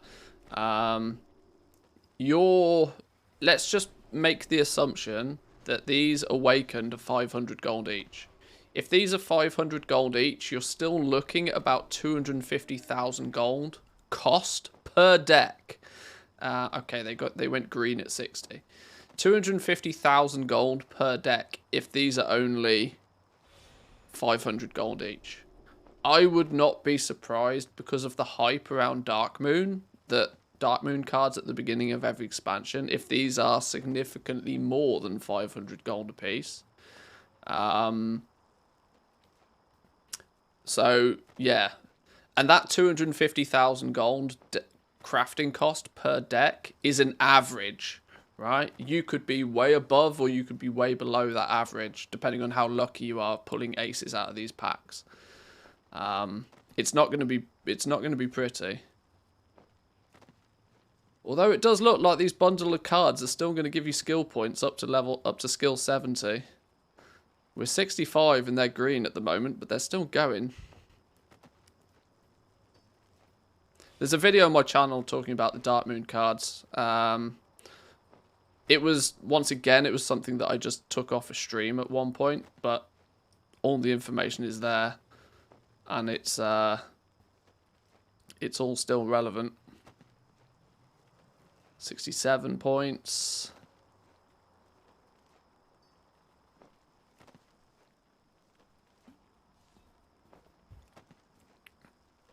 We'll see in a minute. I'll open these 100 packs and you can see just, you know, how low the drop chance is on aces.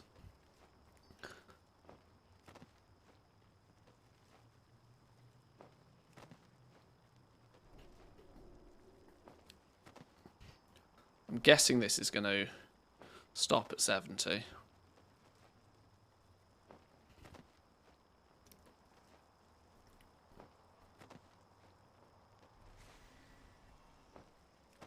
Does it go all the way to 75, does it?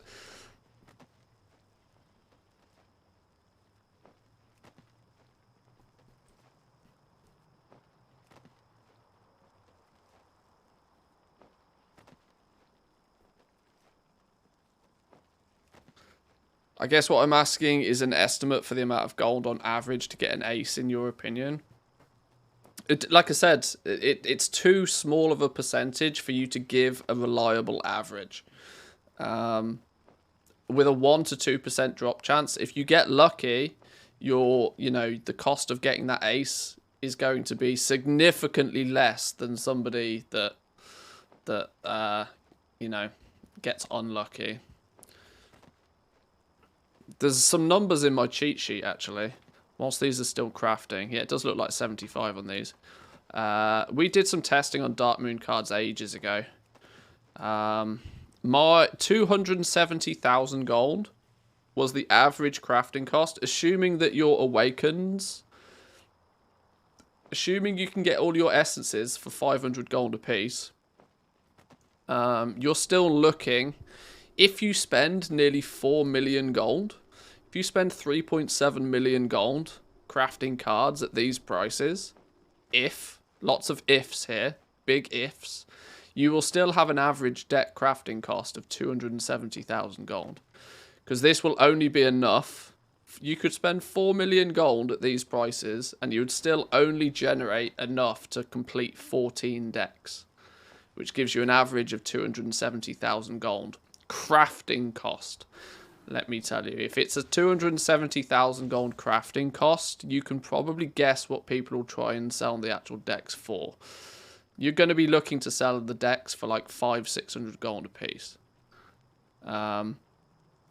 Honestly, and this is what I think is quite conservative in terms of price on these as well.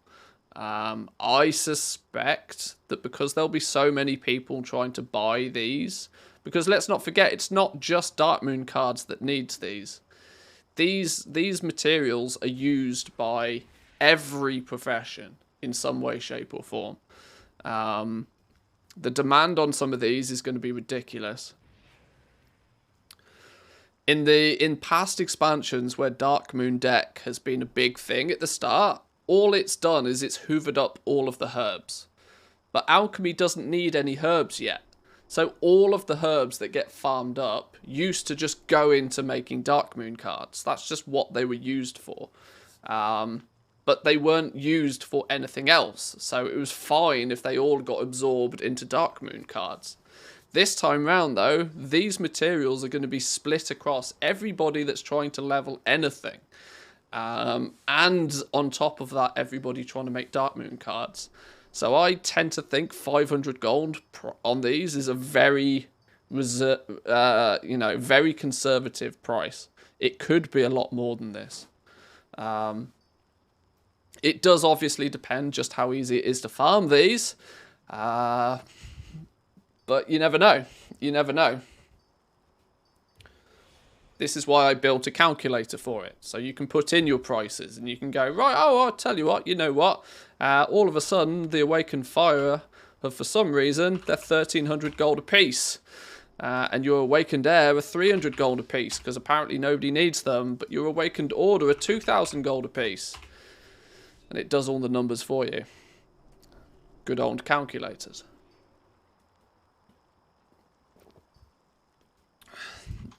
But yeah, Dark Moon's going to be a very interesting one this time around. So many differences to how it's always been before. No longer does it need herbs. No longer is there very, very long crafting times. The barrier to entry is sizably small. You only need 10 points in Inscription to get going. Wallet? Are you just glad to see me? The irony is the barrier to entry is actually gold. It's gold. It's a Shadowlands Legendary situation all over again with Dark Moon cards. The barrier to entry is gold. The barrier to entry is being able to spend whatever prices you need to pay, to make the decks in the first place. And even then, you're just chasing the ace. We've got 100 card decks here now. If I open this, there should probably be, unless they've changed something or unless I get outrageously lucky, probably only 2 or 3 aces will come from these 100 packs, roughly. In fact, it should be, if a 2% drop chance, we should get 4 aces from 100 packs. Salville with a tier 1. Thank you very much. Appreciate it. Thank you, thank you. So if we open these now, and then organise them, make them look pretty. There's our first ace. An ace of frost.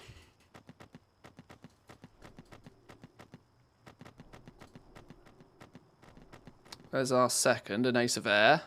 Oh, we got an ace of earth quite quickly after that one as well. There's 3. We are halfway. Halfway we've had 3 aces. That's above average.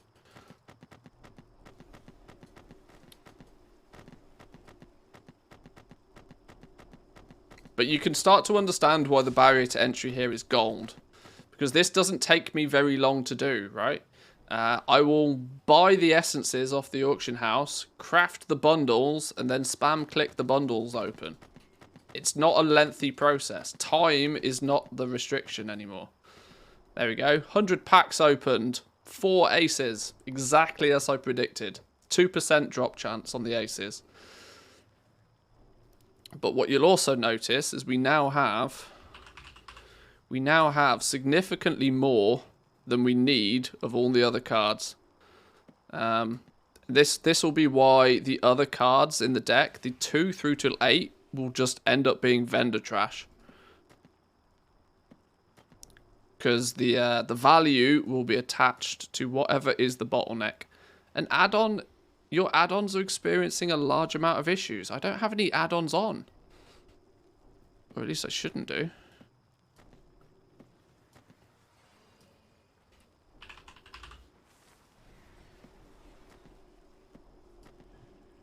Where's the 2? 4, 5, 6, 7, 8. 2 of air. 3, 4, 5, 6, 7, 8, 6, 7. And then we weren't even. We opened 100 packs, and we were still, even after opening 100 packs, not even able to complete a single fire deck.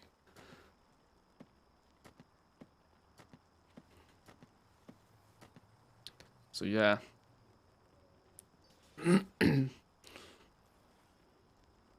Blizzard, you are, you're drunk, go home. Oh, there is an add-on on. Why is yeah, why are my add-ons on? They shouldn't be on. Why has weak auras and narcissists decided to be on? Go away. So yeah, you can see the potential cost of making these decks initially.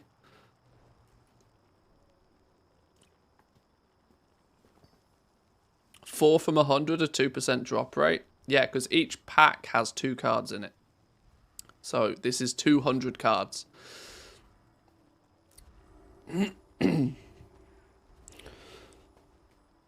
So it's actually 4 aces from 200 cards. Yeah. So yeah, as you can see, these are the things that are going to hold the value. These are the things that I will have a sniper operation running for these from the word go.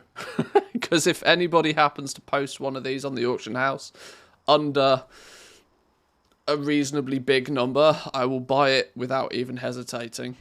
Because there is the possibility that people will go into this without quite realising what the numbers are on this. And they will undervalue... I guarantee people will undervalue these aces in the first few hours. Any of those really, really lucky souls that get their hands on one of these, either through fishing or, you know, they just hit the jackpot opening their first 3 or 4 packs and get one. The first people that get to set the prices probably won't know what they're doing. And it leaves an opportunity to snag some cheap aces that hit the auction house if you're, you know, watching, if you're paying attention. And yeah, there's also the fact that it's clear that not all of the decks are born equal. There is a strong suspicion that 2 of the 4 decks will be quite popular. The other 2, not so much. Where are they? Where are the big ones? The boxes. The deck, Dark Moon Dance is the healer one. This is the healer one. So that is the what's this? The air is the healer one. So probably less interesting. Inferno is the fire one, which is the just straight raw single target DPS. The Inferno is probably going to be the one that people want. So you then got to also consider that, sure, you can work out all of these averages, but what if people only want, and this always happens, right? There's always one deck that stands above the others in demand. It's always the case. So if you've got, this becomes a problem, right? If you're paying 500 gold for each of your, let's put these back to 500. If you're paying 500 for each of those and you've got a 270,000 gold crafting cost, yet that's an average. You can only get that average if you're spending close to 4 million gold making cards in the first few days. That average only comes from 14 decks. You've also got to remember that you might not necessarily sell some of the less popular ones for anywhere near what it cost you to craft. Meaning that when you do then craft and try and sell an Inferno deck, these things could be 1 million gold. It could be a million gold for an Inferno deck would not surprise me at all. A single 372 Inferno trinket could easily be 1 million gold. Easily 1 million gold. Now, to a lot of people, that's like mind-blowing ridiculous why somebody would spend 1 million gold on a single trinket. But you've also got to remember there's people out there who have been farming legendaries for for 2 years and will spend 1 million gold on a trinket in a heartbeat.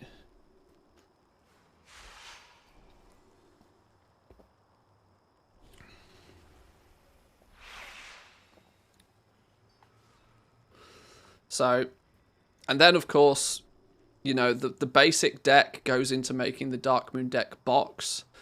The Dark Moon deck boxes are like the big boy trinkets. Goblins don't need trinkets though. My point is that there are people out there, you've got to remember that there are people out there that can barely afford repair costs on their gear. And there's people on the other end of the scale, right? There's people that have got 300 to 400 million gold easy, who they don't care if they spend 1 million gold on a trinket. They'll spend 1 million gold on a trinket to be first. The people who are boosting the entire expansion of Shadowlands, who have got hundreds of millions of gold and seemingly nothing to spend it on, they'll spend it in the first week on a Dark Moon trinket.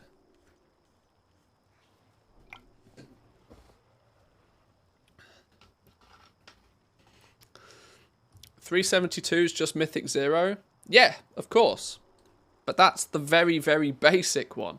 The Dark Moon deck boxes, they go up to item level 418. There's nobody out there that wouldn't want a 418 item level Dark Moon deck trinket.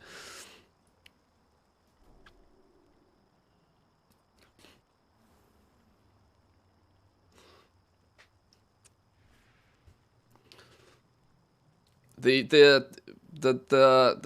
is only a component that goes into making a potentially 418 item level mythic quality Dark Moon deck trinket eventually. And it's the entire thing. It's an upgrade system. You know, you get your foot in the door. You get your basic one in the first place. Then you upgrade it. Then when you get your Primal Chaos, then when you get your Sparks of Ingenuity, you upgrade it. And then eventually when you get your Primal Infusion, you upgrade it to Heroic level. And then eventually when you start raiding Mythic or completing, plus 15s or whatever, and get your Concentrated Primal Infusion, you can upgrade it further still to the potential of 418 item level. Which is, sure, you get your foot in the door at 372, and it may not be super duper mega popular at 372, but by the time this is mythic item level, people will care about it a lot. And that's why I say that I won't be too surprised to see these things go for 1 million gold in the first week. Wouldn't surprise me at all. Does the healer one give mana? What does it do? Call a refreshing dance that bounces 5 to 12 times between friends and foes within 25 yards. Either dealing 10,000 nature damage or 5,000 healing. The number of bounces is determined by the topmost card of the deck. There's no mana regeneration though. Rhyme is the frost one. Deal a bunch of frost damage, applying awakened rhyme to your target for 4 to 12 seconds. If the target dies whilst rhyme is active, it explodes for 43,000 frost damage split between enemies in a 10-yard radius. Clearly more orientated for Mythic Plus AoE, it feels. Watcher is then grants Watcher's Blessing for 5 to 12 seconds and an Absorb Shield for 94k. So this is the tank one. Earth is usually the tank one. Gain 1.6k verse for the same duration. I mean, 1.6k verse is not bad.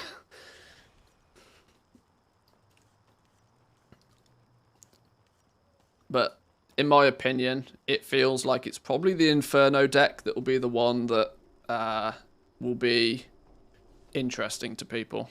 Because these numbers start to get ridiculous, right? By the time you start pushing them up higher item levels. We don't have these to play with, so I can't even see the tooltips for the higher quality ones. But oh yeah, and let's not forget that with your Dark Moon decks and your Dark Moon deck boxes, you've got quality to contest with. So even at the beginning, 382 is the basic deck. Basic box deck, sorry, it goes up to 392 with quality before you even start upgrading it to heroic and mythic levels. Seems like it's going to depend on how fast the material prices will plummet. If you craft the deck early with expensive mats, you might not be able to compete with those that craft later, when the mats to make the box at high item level are available and the remaining mats have fallen in price. Well, this is where I say the market is a Shadowlands Legendary market all over again. It's going to require, or people I should say, will be very heavily incentivized to keep the markets high. That's why these awakened essences, I think, are going to be extraordinarily, like ridiculously expensive. Because, let's not forget, if you're spending 4 million gold crafting a bunch of Dark Moon cards, and that was because you were able to get them, you're also then very interested in keeping these materials high as well. You do not want, as a crafter of Dark Moon cards, you do not want these materials to drop below this sort of price. Otherwise, you start having problems. So this is why I say you need to be... There will be people out there that will be artificially keeping this price high. They'll be buying out everything that turns up on the auction house under a certain value and either using it to craft more cards or relisting it at a stupidly high price to keep the prices on the materials high. So you don't only need deep enough pockets to craft the cards in the first place, you also need deep enough pockets to keep the market up at the same time. So it's going to be a wild ride the first couple of weeks.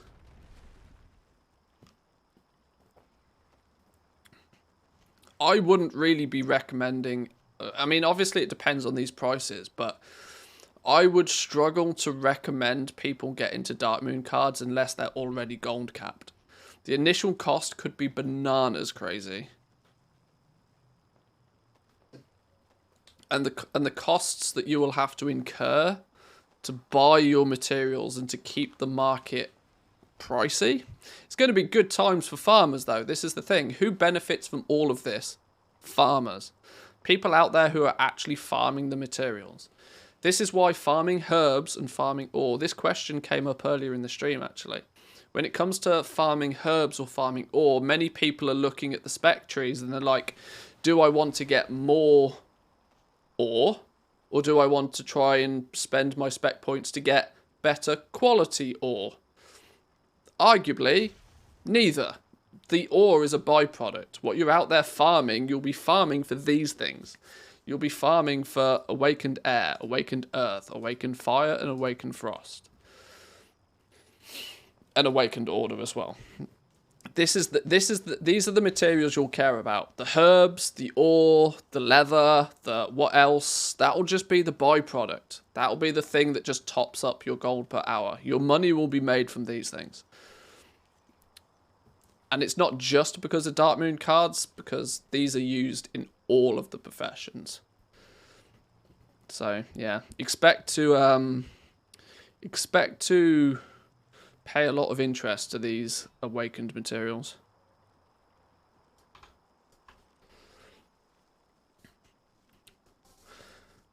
I wonder if I should jot down these Dark Moon card results in my spreadsheet.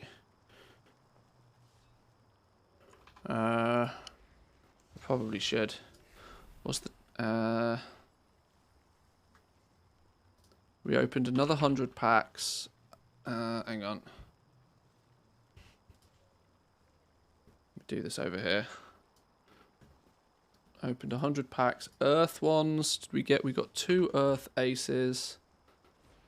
2, 6, 7, 8, 12, 8, 6, and 8. Fire. We didn't get any aces. 6, 6, 8, 11. 8, 6, and 8. Frost. 1. 1, 5, 7, 6, 3, 8, 10, 2. And then air. How many air? We got 1 ace. 6, 8, 4, 8. 5, 4, and 12. Okay.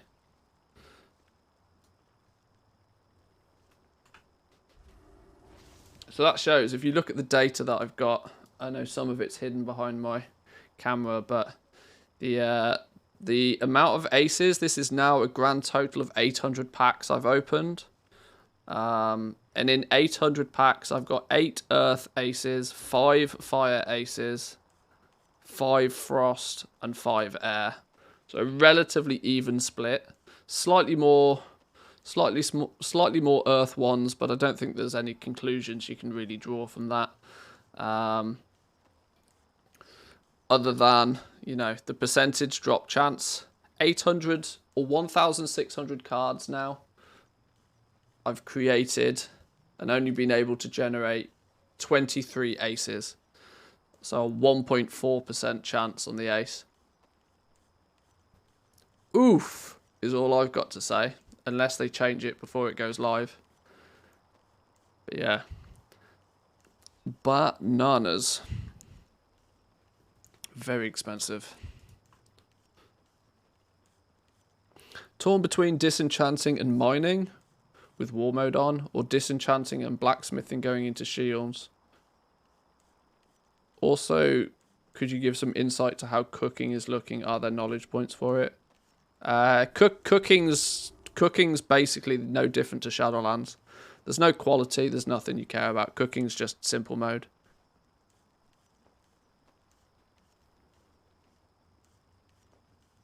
And in terms of which 2 professions, pick the 2 that you're willing to play with most. I know it's really not all that helpful. It doesn't sound like helpful advice, but the truth is that pick 2 professions and focus on them. Don't pick gathering professions unless you are going to go out and gather. I see this mistake made so often. that people pick gathering professions because they then think they'll print money from gathering professions without then realizing that you actually have to go out and gather. You know, the people who make lots of gold from gathering are the people that spend the first week of the expansion doing nothing but gathering. They sacrifice everything else, right? They don't level their characters. They don't go and play with the new dungeons. They don't, you know, experience everything that the new game has to offer. They're not enjoying leveling an invoker. No, the people that make lots of gold from farming in the first week are people that spend 12 hours a day for the first 7 days of an expansion farming. That's all they do. They're the people that make a lot of gold from farming at the start of an expansion. They're the people that you'll see with the YouTube videos up, you know, how I made 15 million gold in the first week of X, Y, or Z expansion. They do it because they categorically did nothing else, and they did it for 12 hours a day. If you want that kind of gold in the first week, it's obtainable, but it's at the sacrifice of everything else the game has to offer. And in many cases, probably your sanity. There's, you know, but it depends where your goals lie. I would only recommend people bother picking up the gathering professions if they actually expect to spend more than a few hours a day actually gathering. The amount of gold you'll make by just passively picking up herbs and picking up ore as you go about playing the game is very, very minimal. Even in the beginning, it'll be very, very minimal.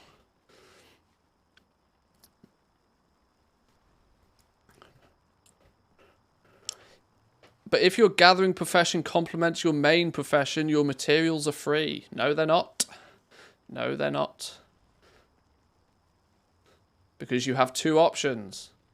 You have your two options. You either use the materials to craft something with them, or you sell them. And if, you know, the only gold you generate is the extra value that's added on by crafting. And at that point, all you've actually done is wasted a bunch of time gathering. Massive mistake to make, thinking that your materials are free because you farmed them. One of the biggest, and most easy mistakes to make with gold making.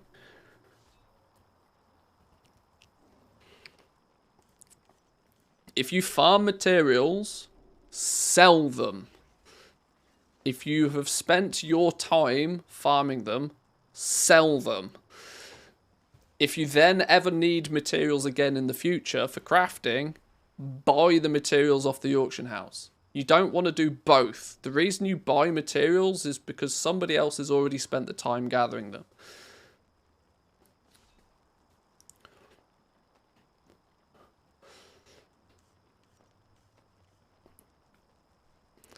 High-end Mythic Plus guy, but usually do nothing whilst waiting for my group. So this year I'm thinking switching war mode on and just doing some farming. Being a niche blacksmith could also be quite cool.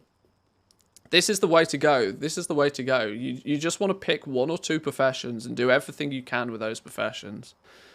For sure. We want the I farmed it so it's free crowd to pair herbalism with inscription and produce the aces. Yeah. Yeah. Although not a single herb actually goes into the production of a Dark Moon card. So that's also a bit of a... That's going to surprise some people. People all try and jump into the Dark Moon game quickly, not realizing that where's the herbs here? There's no herbs here. Dark Moon cards don't need herbs. You don't need to be a herbalist to make Dark Moon cards.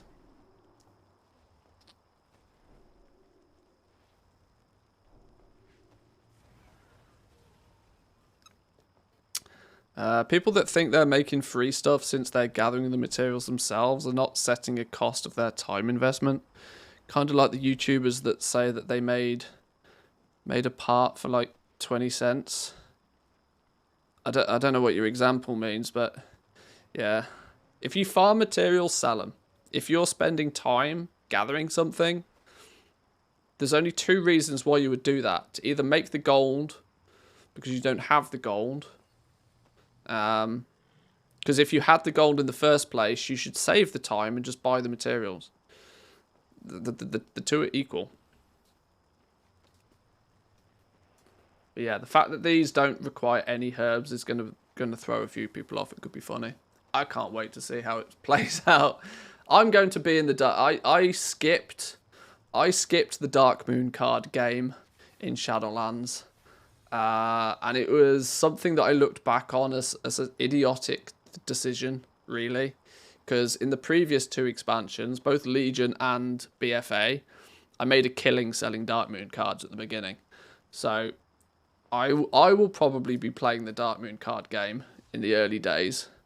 So if you want to see how ridiculously expensive it gets, and if you want to see how much gold can easily be lost, tune in the first few days, and we'll be playing around with Dark Moon cards for sure. You'll also be able to get your Fell mount a Fell Drake mount at the same time, won't you?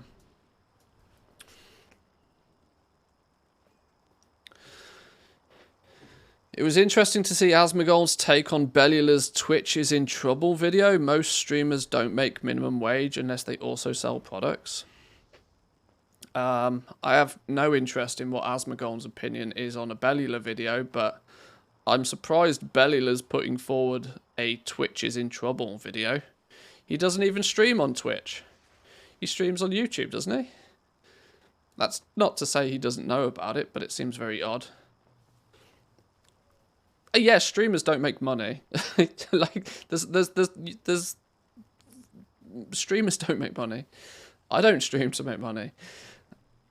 I consider streaming a hobby. If you've got to be doing like 2,000, probably close to 1,000. You could probably earn a living. You could earn a living off 1,000 concurrent viewers. But even then, it's like, it's not. Yeah, you need probably 2,000-3,000 concurrent viewers before you can consider streaming like a full-on actual, thing that will pay your bills. From what you're saying, you should only farm and sell in week 1 and just ignore the other professions. If you're wanting that quick payoff, that's the thing, right? Do some farming, sell it to the people who don't want to do the farming. I am a prime candidate to sell materials to. I hate farming. There is no way in the first week of an expansion you'll see me spending 12 hours a day farming. Absolutely no shot. Not going to happen. Some people can do it, I can't. I will spend the gold that I've already made on buying those materials, crafting with them, and then selling those crafts for a profit. Do you have a job besides streaming? No, but I don't just stream. I'm very well diversified. The paycheck from Twitch every month is only a fraction of what I make from content creation. But most streamers out there are not very well diversified at all. It's why I can get away with doing it to 150 viewers, where most people would probably need 5 times the viewership I have to even start thinking about doing it full time. Should we have a look at what the specs might look for Inscription after maybe the initial Dark Moon blast?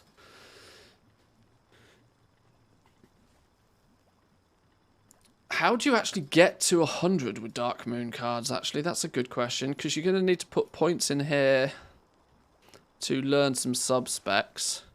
You're going to need to start putting some points in here so you can then start learning the actual trinkets that people really want. Increases the chance to find Dark Moon card of fire. Learn to bind powerful scale sigils to customize how the deck is shuffled. Learn to extract awakened fire from Dark Moon card. I need to test this again, actually. because the recycling on the cards was terrible previously. And then you learn to use the illustrious insight.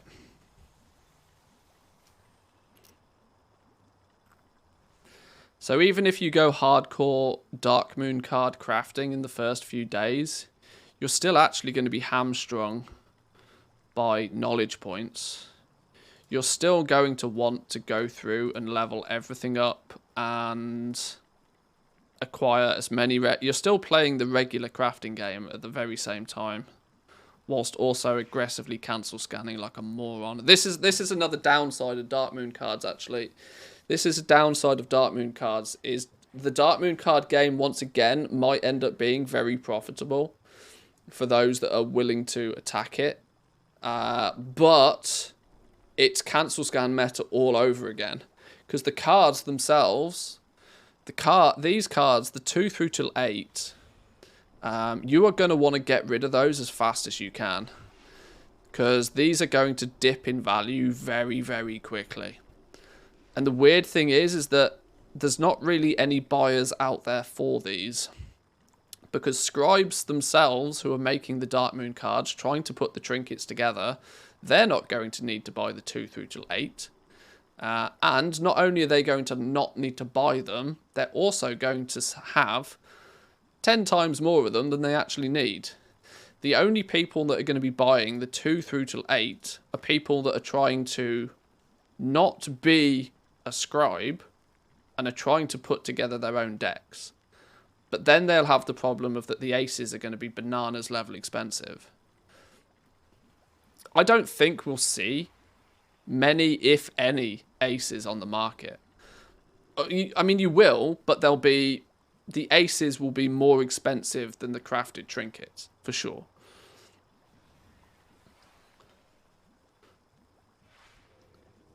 I don't think we'll see many aces. The only time you'll see an ace up on the auction house, I feel, is when somebody has acquired it through something like fishing and just tries to sell it quickly. And it'll be on the auction house for about 3 seconds and then it'll get whipped off.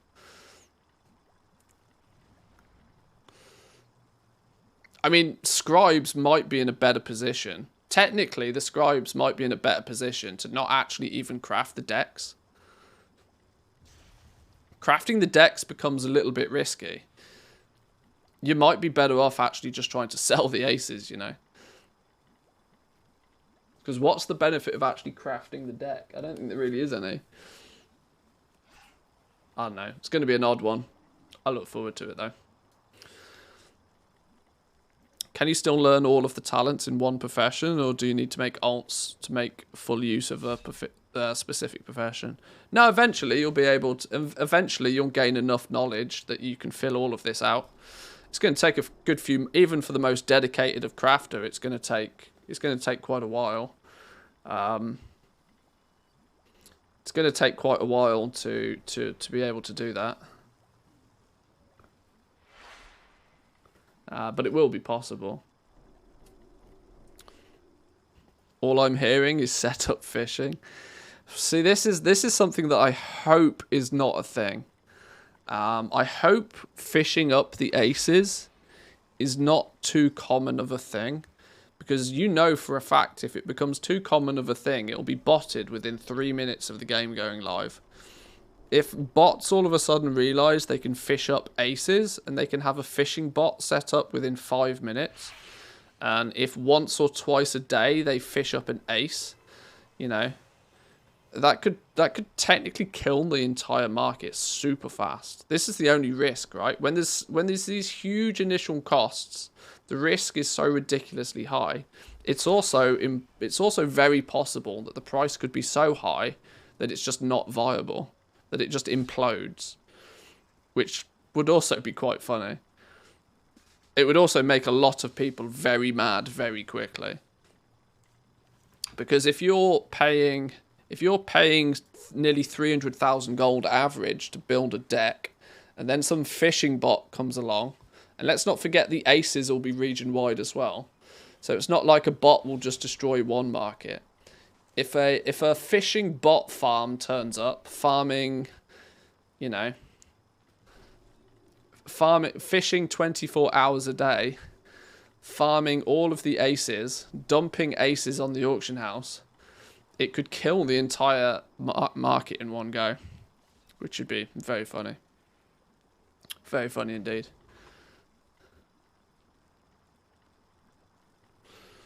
In theory, would it be better to create multiple alts for the same profession, so you're not time gated for all markets in profession offers? My recommendation is no. I think that's a very easy assumption to come to when you look at crafting through the eyes of a Shadowlands crafting experience. The crafting experience in Dragonflight is significantly different. That's not really going to be that viable. Most of the endgame patterns that you care about are going to come through Renown, which is a rep grind. Every additional alt that you roll is an additional alt that you may need to do extensive rep grinding on. There are exceptions to that rule, but for every additional character you add, you're adding on top a seriously sizable amount of time investment on your behalf of actually playing that character. And my theory goes is such that if you're splitting your time in many directions, you're then trying to become the jack of all trades, but the master of none. Dragonflight is an expansion that promotes the master of their trade.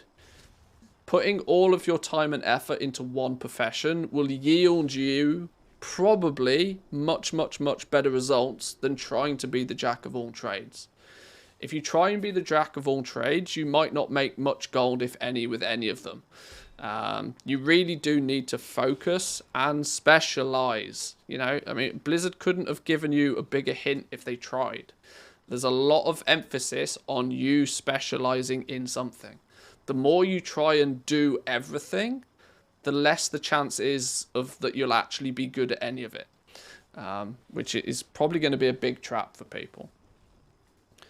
On paper, yes, if you want to do everything, you need to have lots of characters to do it, but we don't play the game on paper, we play it in reality, and it's just not going to be feasible for most.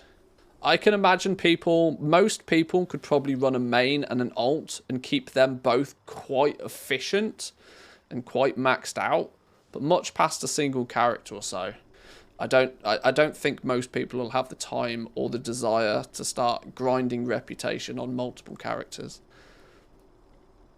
Not at a level that is equivalent to somebody focusing on just one.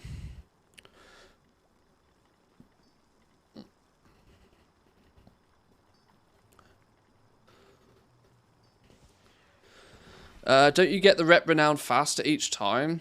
Once you hit renown 10, you can see here, with renown 10, once you hit renown 10, you do then get Word of a Worthy Ally, which is an account-wide unlock that will increase your reputation on any alts by 100% for that faction until you reach renown 10. So there's like a catch-up system built in from day one, but that still means you need to, you need to push on that one character to 10 first. The same thing happens again at 20. So there is a little bit of a speed increase on your alts once you've already got past certain milestones. But that still doesn't mean that people are going to be able to run multiple characters at full efficiency. There's just not enough time in the day. My advice usually is towards the people that have less time to spend in the game than I do. I can sit here and I can play the game 12 hours a day if I want. And because of that, it would be feasible for me to run 2 or 3 characters at full efficiency. But most people don't have the ability to play the game 12 hours a day. And even if they do, they don't have the desire to play the game 12 hours a day. Even if you do, it's going to be a lot of hard work and a lot of effort. Which is why my advice for most people, the large majority, it is most sensible to pick 2 professions and 1 character. Doesn't matter what those professions are, as long as you're just doing everything you can on those professions to stay ahead of the pack. If you can stay ahead of the pack, you'll continuously be able to make good gold. And it won't just be for the first couple of weeks. That will be far into the expansion as well. How much time to reach Renown 10 first few days or weeks? It entirely depends on how long you're willing to farm on that character.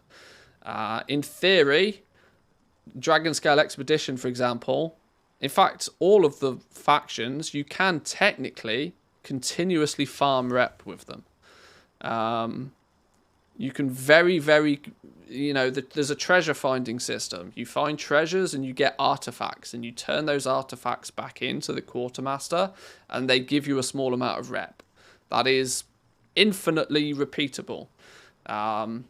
Meaning that if you focus on one character, you could very quickly, well, not necessarily quickly, but you could eventually just continuously farm.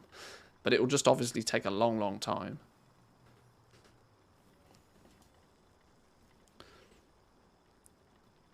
I loved the quick and dirty alchemy video you put out. Do you plan on doing the same for all the professions? No, it takes way too long.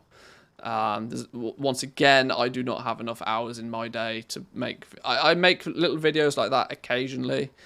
A little 5-minute video like that for alchemy took me the best part of an entire day to do. Because there was obviously the research for it, a high production value video like that.